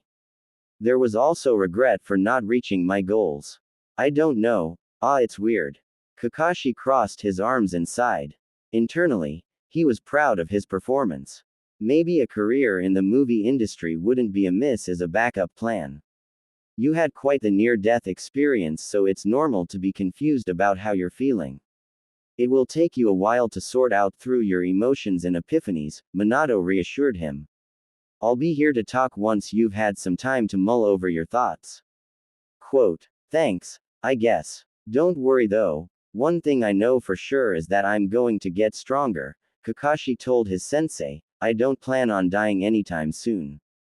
Of that I have no doubt, Minato chuckled. I know I'm not often involved in your training as I keep getting sent to the front lines. But if you ever need any guidance, I will. Kakashi nodded with a soft smile. Speaking of which, Minato stood up again and rummaged for something in his pouch and took out one of Kakashi's spiritual energy custom seals. The backup team found this seal and I recognized the ink coming from Kurikawa's sealing arts. I never saw this seal for sale before. Did you make it? Kakashi cursed internally. He wanted to keep his skills in the sealing art hidden for now. He can't grow leaps and bound across all ninja arts. He wanted to focus on ninjutsu so he could use more of the jutsu he knew and was planning on revealing his ability to channel the fire element next. It wouldn't be believable to have leveled up Fuinjutsu to A ranked level and have learned a fourth element in such a short amount of time. More and more things were outside of his control than he had hoped. Oh well, it's not like I use a lot of fire jutsu anyway. Yay, I was learning about chakra absorption seals and was trying to separate the matrices into functional seals by themselves, Kakashi explained, another example of how Lu CKYI was to have had them on me. No wonder you were interested in my sealing scroll the other day. You should have said something I would have taught you. Anyway, you used the seal to imbalance the golems. Minato's excitement rose once he verified that his student had created the seal. Haruki had a final gambit of defense that was a towering golem, so I used it on that. Kakashi nodded, the smaller golem's eye cut in half. Minato filled in, I went back to examine the scene once I was sure you'd be alright. I don't recall you having a jutsu that could do that though. It wasn't a jutsu, Kakashi elaborated, I created a shadow clone, tied ninja wire between two wires and ran lightning through them. At the last moment I also added a burst of speed that gave additional strength to manage the feat. Minato whistled in appreciation, that's really creative. I'm trying to create a similar jutsu, so I had it in the back of mind. Kakashi rubbed the back of his head nervously, I took it from T. Here and improvised. Minato was about to reply but was cut off by Rin coming in carrying a tray. Kakashi-kun, I managed to get you some eggplants. Her face flushed with excitement, Obito right behind her. Thanks. Kakashi nodded in gratitude as she handed him the tray. He took in the aroma of eggplants and was excited to dig in. Eat and then get freshened up. We're heading out in 45 minutes, Minato commanded. When his three students replied in unison, Kakashi saw Minato's eye thrill in relief. Being a sensei, he knew it was adorable when students would reply together in one beat. It used to warm his heart. His sensei was probably grateful that all three were alive and well to do so. I need to finalize a few things with Itame-san, so we'll meet at the outpost gates, Minato continued.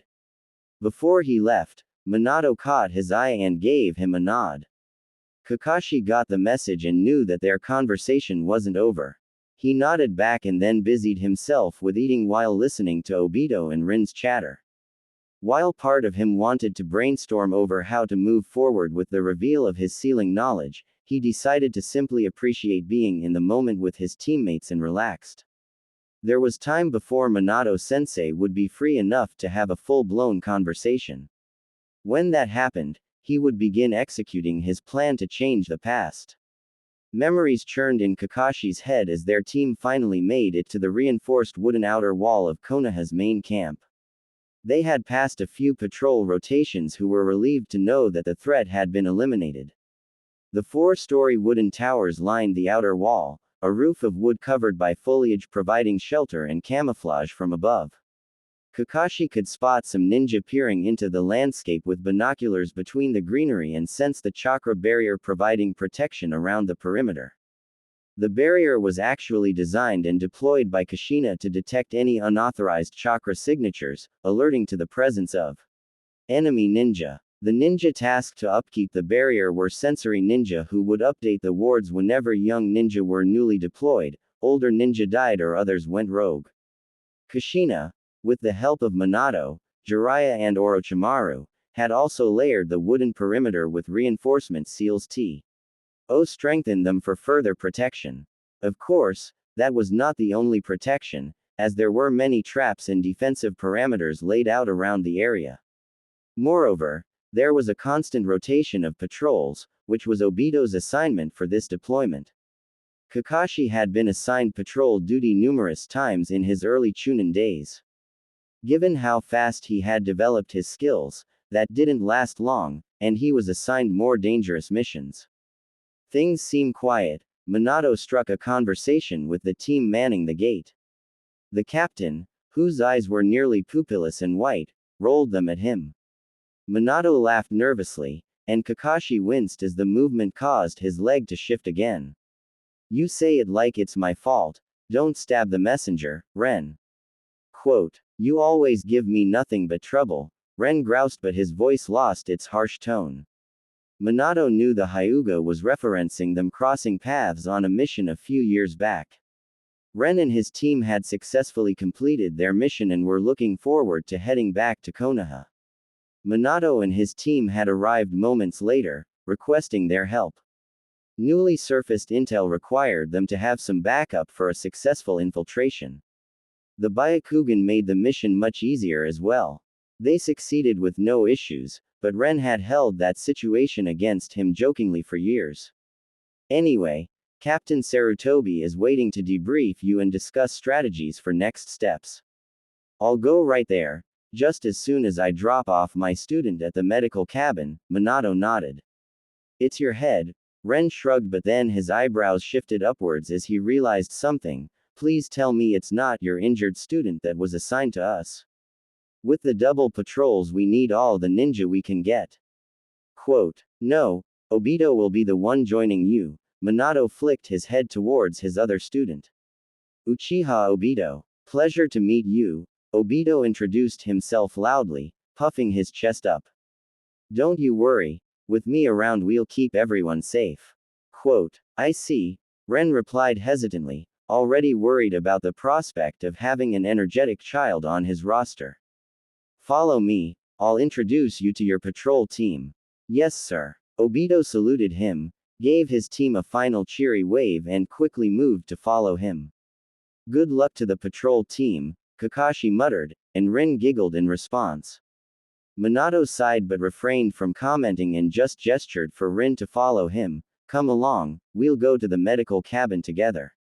Quote, the team entered the camp, and it was just as Kakashi remembered, as if plucked from a childhood memory and dumped into the world as is. The outpost was packed with tents where various ninja could be seen lounging in groups outside. The smell of ramen and noodles penetrated their noses as the cacophony of conversations accompanied them. Many were engaged in light-hearted conversation, small talk and humorous stories to bring a semblance of normalcy to their war-driven reality. Some of the ninja glanced over in curiosity as they passed by. Once they recognized Minato, they erupted in urgent whispers. His sensei's reputation was large even now and only growing. We knew you'd stop them, Namikaze-san. A young ninja exclaimed loudly as they walked by. I wasn't going to let them get away with their plans, Minato nodded in reply. Emboldened by the first cheer and Minato's reply, others started to share similar sentiments, until they joined together in a celebratory cheer. Rin seemed uncomfortable by the attention and walked closer to her sensei. Obito is going to be annoyed when he knows he missed a hero's welcome, even if it is for sensei. The cheers accompanied them as they walked towards the center of the outpost. The tents were slowly replaced by stalls and smaller wooden buildings. Over the 5 years of war, Konoha had invested in having civilian construction workers come over to build a few permanent buildings. Some civilians stayed to provide the forces with basic services, main of which were food stalls. Despite there being a dining hall and an official food distribution station, some ninja preferred a quick meal to avoid the hassle. Less common stalls provided entertainment such as books and cards, while other small buildings provided hygiene facilities from common baths to haircuts and grooming services. Kakashi knew they were close to the central area of the outpost as they approached the communication tower and the spaces around them became mostly wooden structures. Despite the outpost growing into a small economy of its own, the majority of the forces slept in tents. It was only the communal spaces that were changed to basic wooden structures. There was no character to these buildings, all simply cubes of wood and stone to provide basic shelter.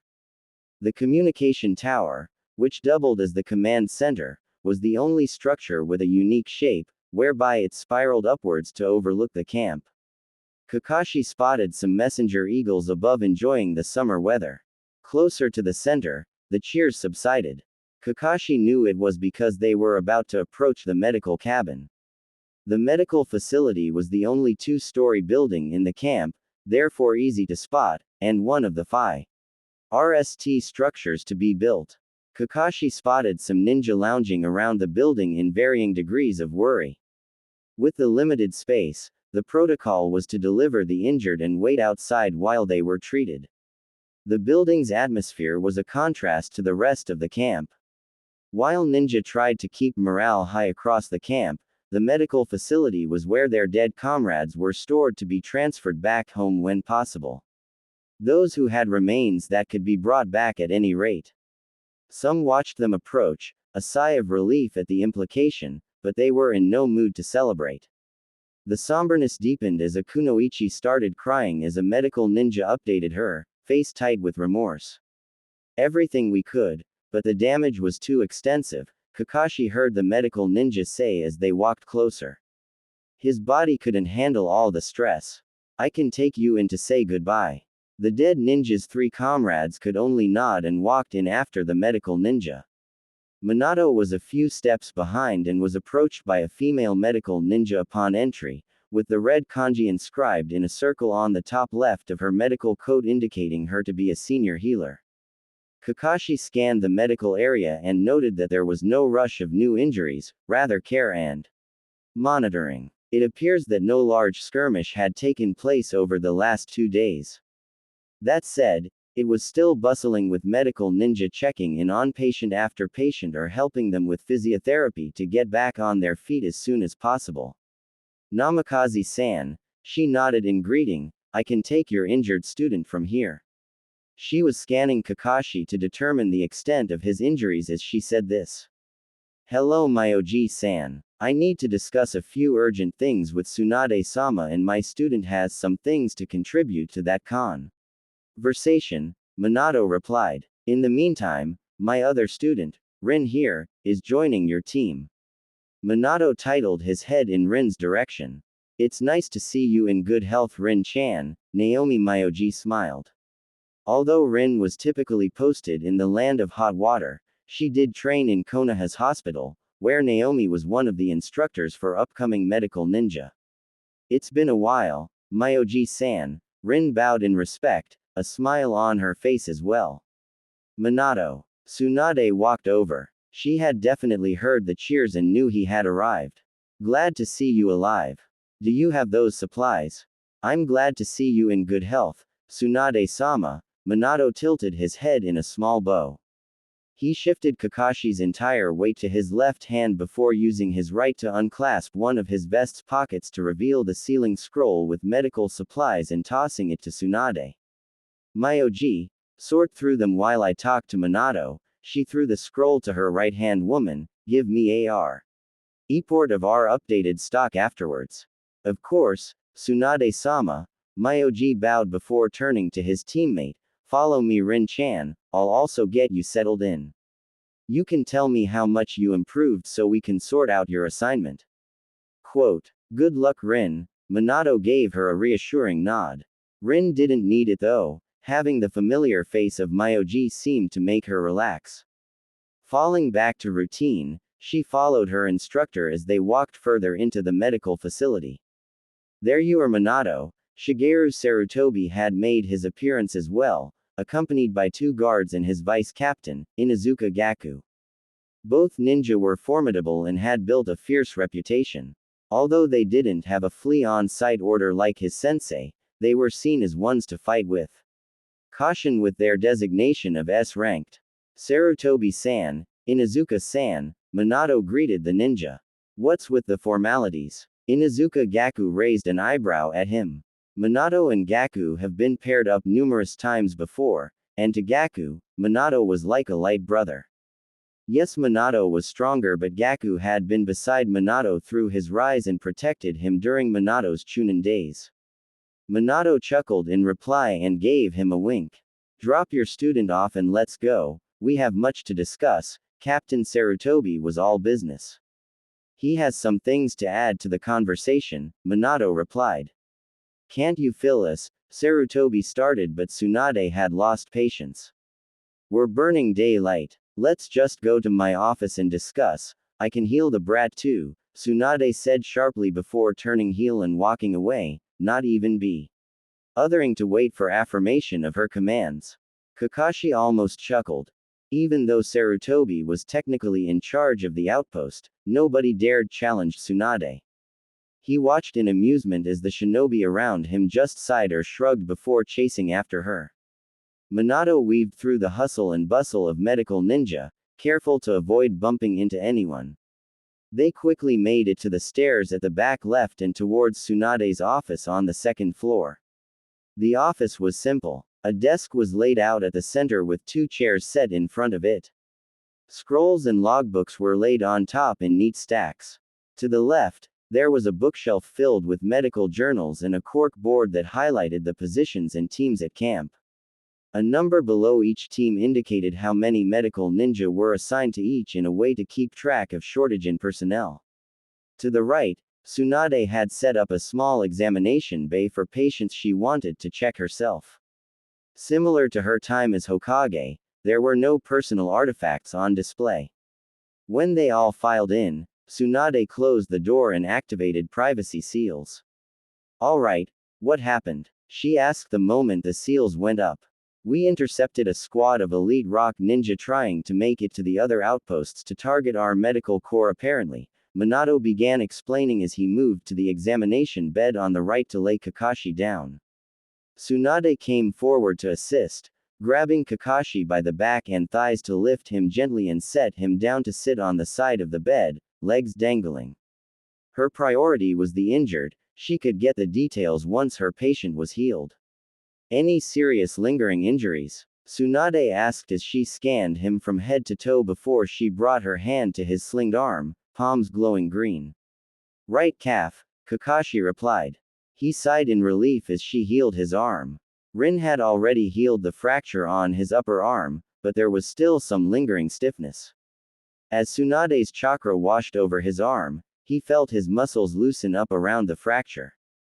What happened out there? Sarutobi was losing patience. On our way over, Tanaka informed us of that Ito Kato, Hayashi Haruki, Yoshida Kenji and Morihina had infiltrated our line, Minato started. Yes, we got all that from the summon. Your team escorted Tanaka to Outpost 12 and you moved to intercept. What happened then? Tsunade sighed impatiently as she moved her hands away from Kakashi's arm and took off his sling. As Minato began providing details of his pursuit, Kakashi tested his arm by moving it up and down, noting it was 100% healed. Thanks, he stated quietly to Tsunade, who distractedly nodded, focused on Minato's update. Kakashi listened as Minato described his fight without going into too much detail. As they had discussed before, his sensei left them to hunt the stone ninja. He had killed the genjutsu user in a surprise attack before they knew he was there.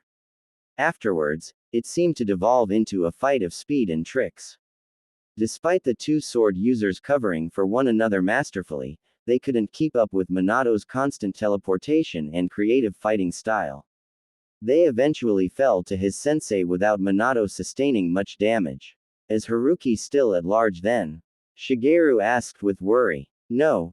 He's also dead. Minato shook his head. With that announcement, the relief in the room was palpable. One of the guards even relaxed his stance. Minato unclasped more pockets at the front of his vest, revealing 4 body-sealing scrolls, one for each ninja. These were some of the top ninja of the stone. Anything they can learn from examining the bodies could provide an advantage. Alright, so what happened? Yaku asked as Minato placed the scrolls on Tsunade's desk, his tone lighter now that the imminent danger had passed.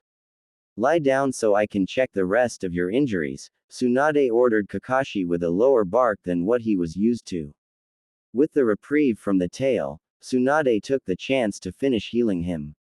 As Kakashi obeyed, he felt a pang of sadness in the difference between the Tsunade of his time and the one in front of him. She still had her fiery disposition, but it was somehow muted. He had come to know Tsunade as his confident and fearsome Hokage. That still rang true, but it was subdued behind a wall of sadness Kakashi could recognize in her eyes. This was the Tsunade that hadn't been inspired by Naruto and was still jaded. She was all business. The banter that Kakashi had gotten used to outside of official business was gone. When his students left to pursue their training, Kakashi had continued his role of protector of Konoha, taking on many of the most dangerous S-rank missions. As such, he had developed a relationship of trust and mutual respect with Tsunade. So much so that she would call him into his office for advice on occasion, along with Nara Shikaku. In an unofficial role as advisors. He didn't blame her for not seeing eye to eye with the council who were still stuck in the old ways. Shikaku had confided in him after Tsunade fell into a coma that she was grooming Kakashi as her replacement, but Danzo had gotten his way and wormed his way to the hat. Kakashi would make sure that neither he nor Danzo would bear that responsibility, but that Minato would live to see it through. After sealing their bodies, Kakashi's dog summons began tracking Haruki's scent. It wasn't long before we realized that Haruki had doubled back to Tanaka-san.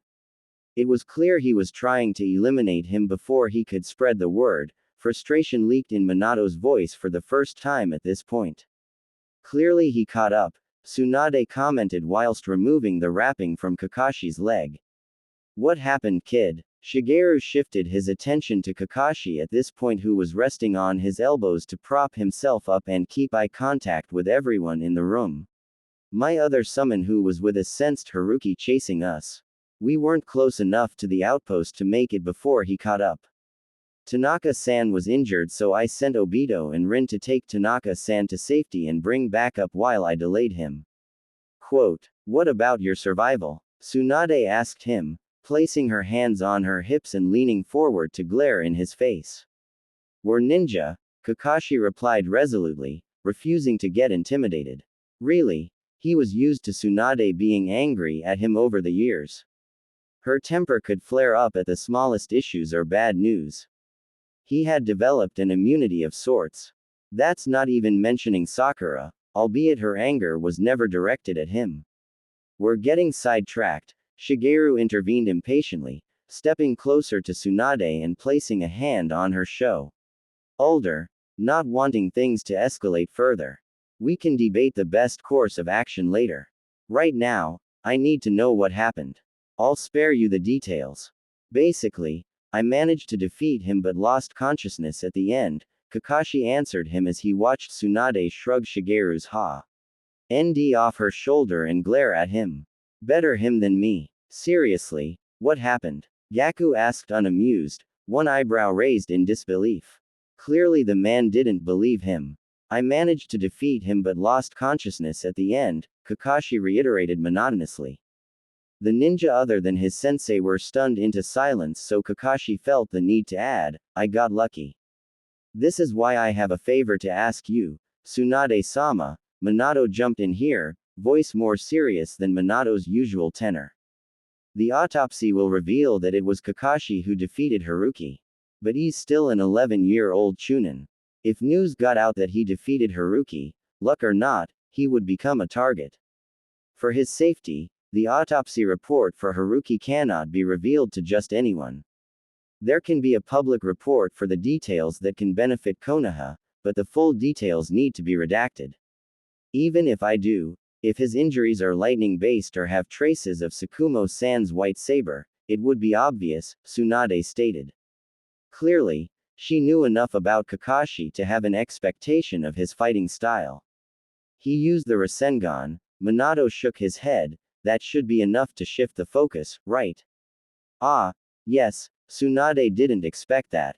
Tsunade had healed Minato after the fight with the nine-tailed fox inside Kushina's seal, therefore, she knew of the Rasengan's difficulty and power. Her assessment of the young ninja next to her rose at that piece of information. If he knows the Rasengan, I can now understand how, with some luck, the kid could defeat Haruki. Yaku snorted in amusement. He is Tsukumo-sama's son after all. Kakashi startled. It wasn't the reference to his father that surprised him. That still happened from time to time in his youth. It was the respect for his father and fondness in Gaku's voice that threw him off. He didn't know the man that well, but he recalled that his sensei had fought alongside him numerous times. Unfortunately, Yaku had retired from an injury before Kakashi got the chance to engage with the man. We'll announce that you defeated all ninja. After Hitaki managed to stall Haruki for a few minutes, Shigeru nodded seriously. I'll let Hokage-sama know in private communication the full details. Who else knows? Those at Outpost 12, Minato replied. I already told them to keep quiet. I'll also send an official missive to highlight the seriousness of a loose tongue, Shigeru noted. Thanks, Minato smiled in relief, his stance less rigid. There's not much left to say at this point. I arrived at the outpost and once I made sure my students were fine, I checked the perimeter of Outpost 12 but there was nothing to worry about. We were still concerned about other stone ninja being around, so I didn't feel safe sending a communication eagle. Instead, we left first thing in the morning. There were no signs of other enemies on the way over. Quote, we have also sent commands to other outposts to do zone checks and they've all been coming back clear, Shigeru stated. The question now is, what do we do next? Yaku asked what was on everybody's mind. The stone just lost a major battle to the cloud, so this could have been an infiltration to stop us from attacking them while they lick their wounds, Shigeru mused. They lick theirs, we lick ours, then continue where we left off. Quote, well, they killed the third Raikage. Maybe it's more of a tie. Yaku wondered. Whatever, Shigeru waved the technicalities away. If the infiltration to kill some of our medical teams had succeeded, I would be hesitant to launch a counterattack. However, since it failed, we have the advantage if we push now. I agree, Tsunade growled, they tried to kill my medical ninja. Let's show them why that's a terrible idea. Ichiro-san, find Nara Shikaku and ask him to meet me in my office to plan our strategy. Also tell the squadron leaders to join us, Shigeru ordered one of the guards, then he turned to Minato. Do you need to rest, or can you join us? I'm well rested, Minato reassured him, slightly lower chakra levels but already near back to full levels. Quote, great. Shigeru nodded and began walking out. I'll join you right after I finish healing the kid, Tsunade informed them. As the conversation escalated, Tsunade had gotten distracted, and his leg had yet to be healed. Can you get the kid healed enough to join the battle? Shigeru asked. If he defeated Haruki, he's a good asset. We don't have many ninja who can use lightning in Konoha. Even fewer that can use high-level lightning jutsu. It would give us more options for strategy to bypass their defenses.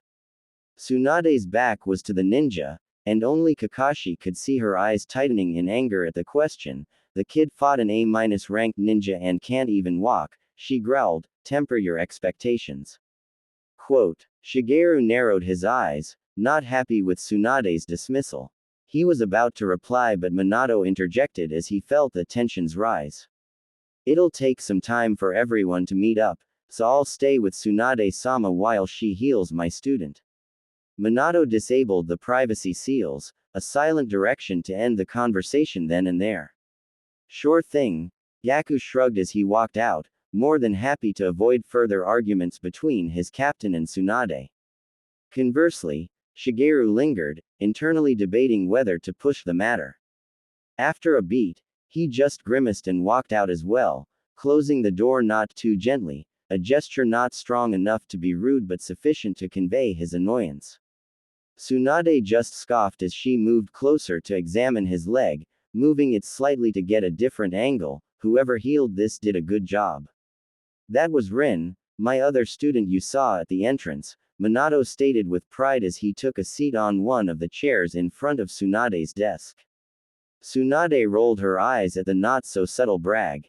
She's been assigned to you this deployment. I know she'll learn a lot and continue improving.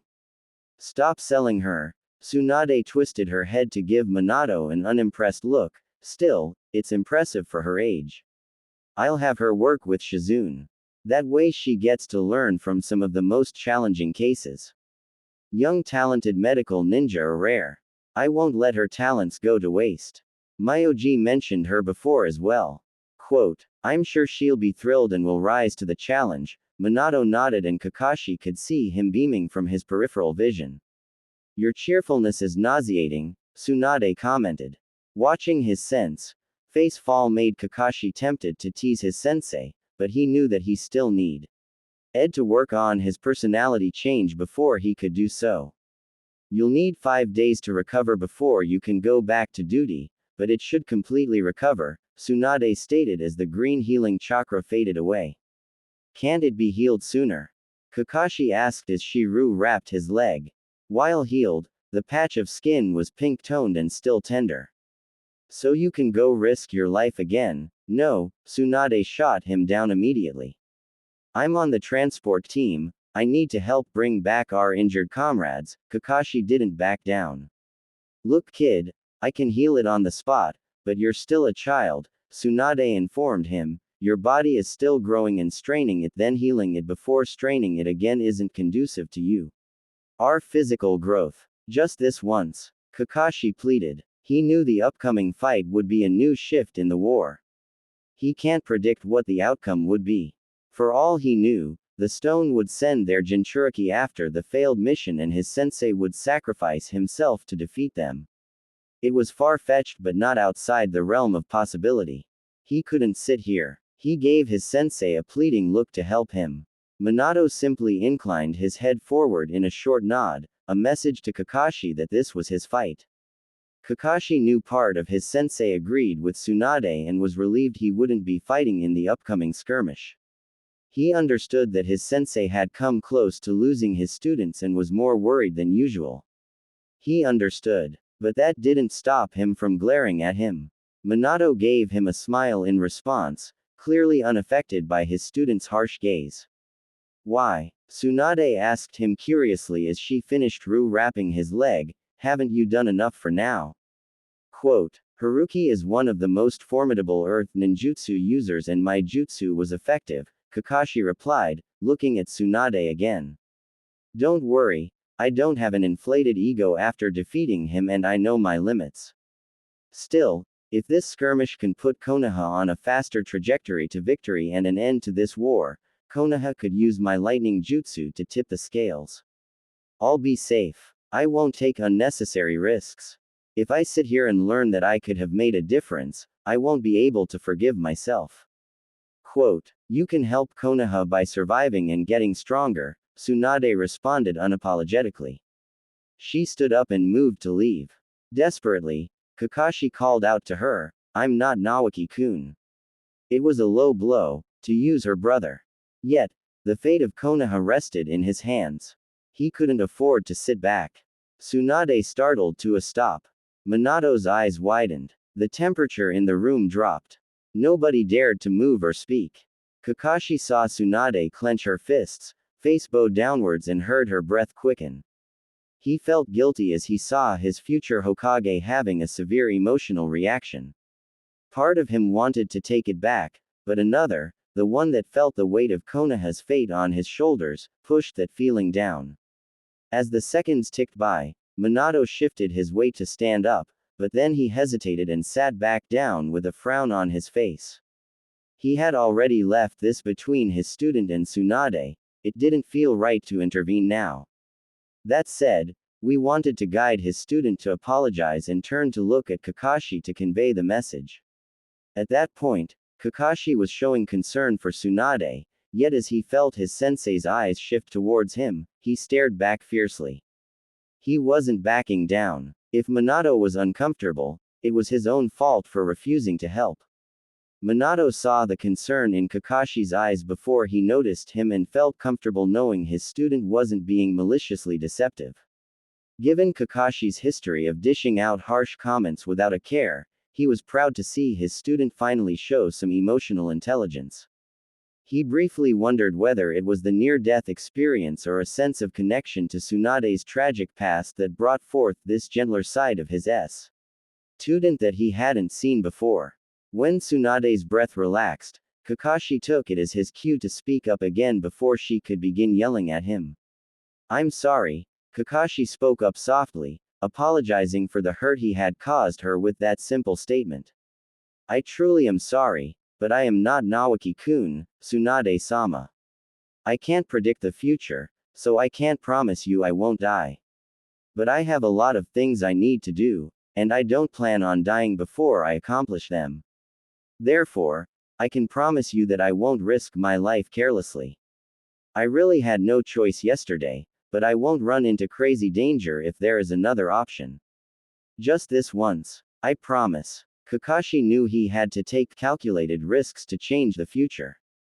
Dying without acting on his future knowledge was not something he wanted to entertain. Therefore, this was a promise he felt comfortable making. This was a promise he could keep. Tsunade continued to give him his back and refused to acknowledge Kakashi's words. The room was shrouded in silence once more. Unlike the first bout of silence, Tsunade was calmer, and it was clear that she was mulling over Kakashi's words. After some time had passed, she took a deep breath before turning to face him. Kakashi noted that she was biting her lips in frustration and his guilt bubbled again. "You promise you'll be careful?" she asked hesitantly. Kakashi's heart skipped a beat in relief. "I promise," he nodded, his eyes shining with determination. Tsunade sighed and the hesitation in her eyes faded away as she walked towards him again. The only sound was her heels clicking as she took a seat beside him once more.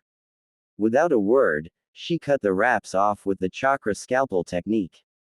With a few more seconds, Kakashi felt his calf muscles stitch back together and Kakashi marveled at her speed.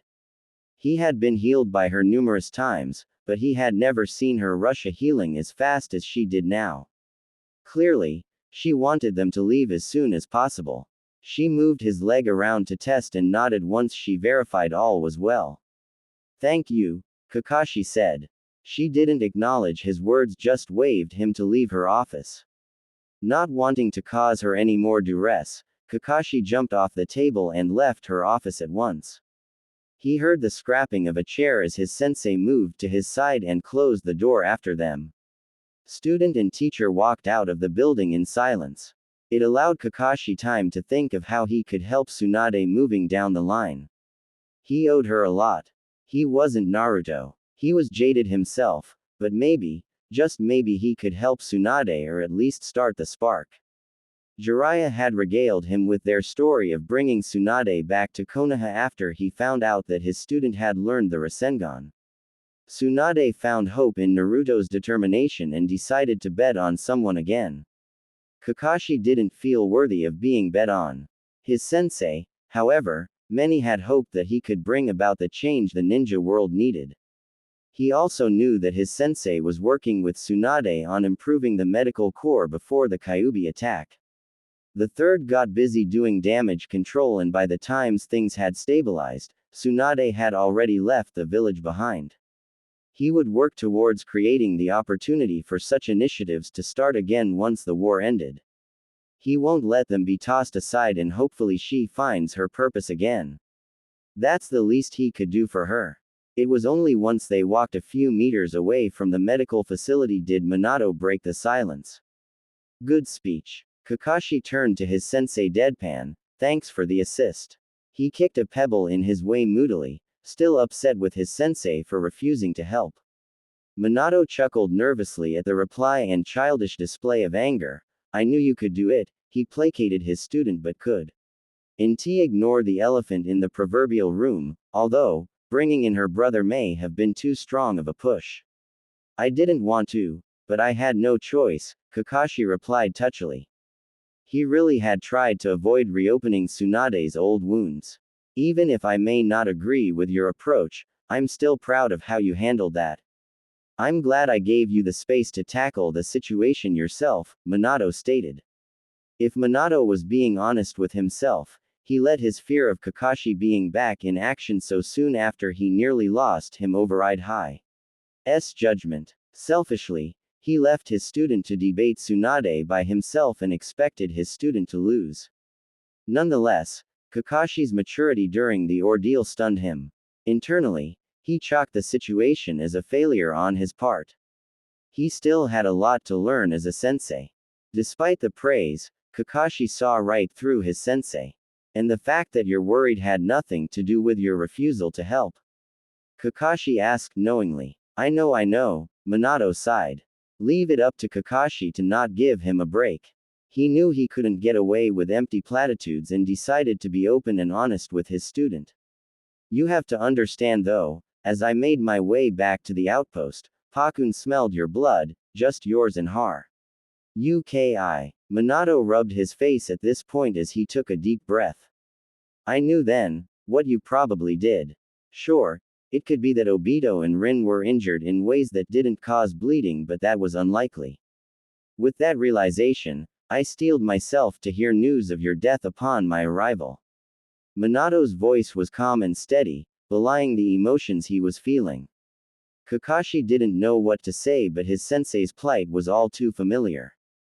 It reminded him of the dread he felt chasing down Naruto and Sasuke after the latter's defection.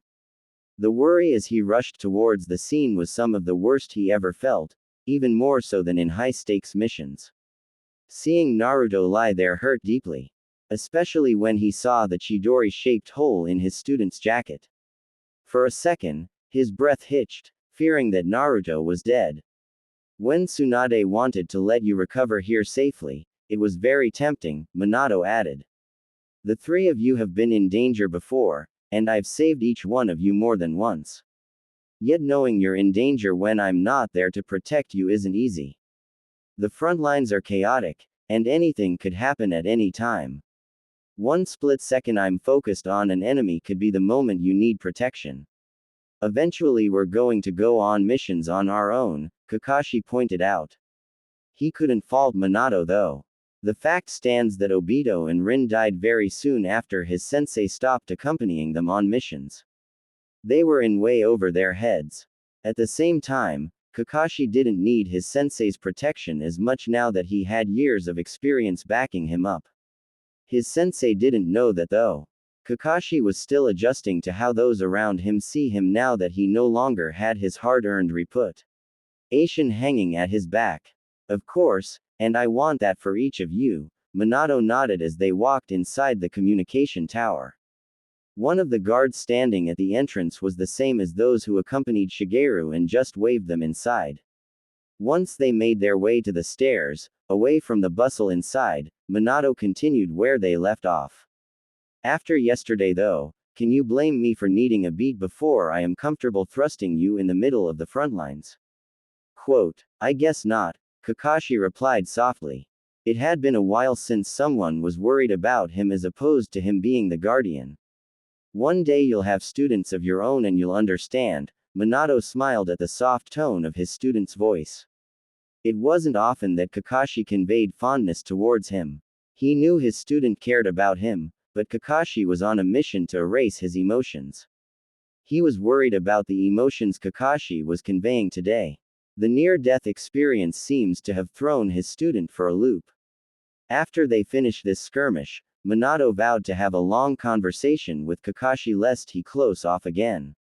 Minato saw hope for the first time since taking Kakashi on as a student. Hope that he can help him learn to be a ninja, but a human too. He didn't want to lose this window. Oh no, Kakashi grimaced. No, not happening. His younger self would hate the idea with a passion. Hey, you never know, you might be good at it. Won't you even consider it? Minato asked with a laugh.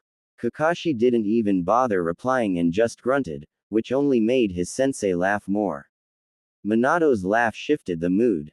It had been an emotionally charged afternoon and they still had the strategy meeting, which Minato knew would get tense. It always did. Minato was glad that he had this moment of lightheartedness before he had to shift to being serious again. It was going to be a long day. Kakashi shared similar thoughts. They walked up the final steps. They made their way towards the briefing room. Kakashi spotted Nara Shikaku talking to Captain Shigeru. He could spy more ninja already inside, talking in hurried tones. As they approached, Shigeru looked at them and smirked when he saw Kakashi walking, clearly glad that Tsunade healed him after all. Hey Minato, Shikaku greeted lazily. Hey, Minato gave a three fingers wave to his longtime friend. How's Yoshino-san? Despite Shikaku being 2 years older than Minato, Minato had graduated early, and they had gone on several missions together over the years. While Minato ended up on missions with Akimichi Choza more often, he was still fond of the lazy Nara, and they enjoyed the occasional Hogi game. Unfortunately, he lost more often than he won against the tactical genius of the Nara. In spars, Minato could have the upper hand and could surprise the Nara with plenty of tricks of his own. Yet, Shikaku was naturally more gifted at commanding multiple units and complex battle plans while Minato's genius shined in innovative ninja techniques and quick decisions in the heat of battle. It made their fights interesting, be it spars or on the shogi board. Shikaku sighed and looked downtrodden at the question, she's mad at me. It appeared to be a common occurrence as Minato simply encouraged him to hang in there. You defeated Haruki huh? Shikaku looked at Kakashi appraising Ly. They were in the most secure part of the outpost, so he was comfortable speaking freely. Apparently, Shigeru wasted no time in updating the Nara. Yes sir, Kakashi nodded. No need for sir. Shikaku scowled at the title. What contributed to your win the most?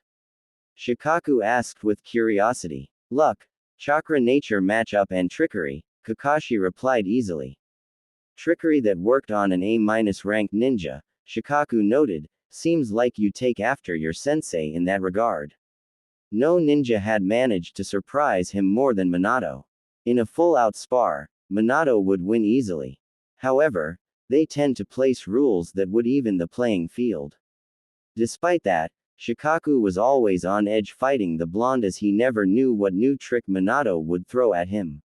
He was pleased to know that Minato's battle style was apparently being absorbed by his student. Kakashi was the genius of his generation and Shikaku knew he would have to carry that responsibility down the line. The stronger he was, the better. Kakashi didn't have anything to add so he just nodded in reply before walking inside the room. After another 2 minutes, Kakashi saw Tsunade walk in and was surprised. He didn't expect her to collect herself before the briefing based on her earlier reaction. She caught Kakashi eyeing her and shook her head sadly in response at seeing him there as she took a seat. Once everyone was present, Shigeru called them to attention. It was time to plan their counterattack.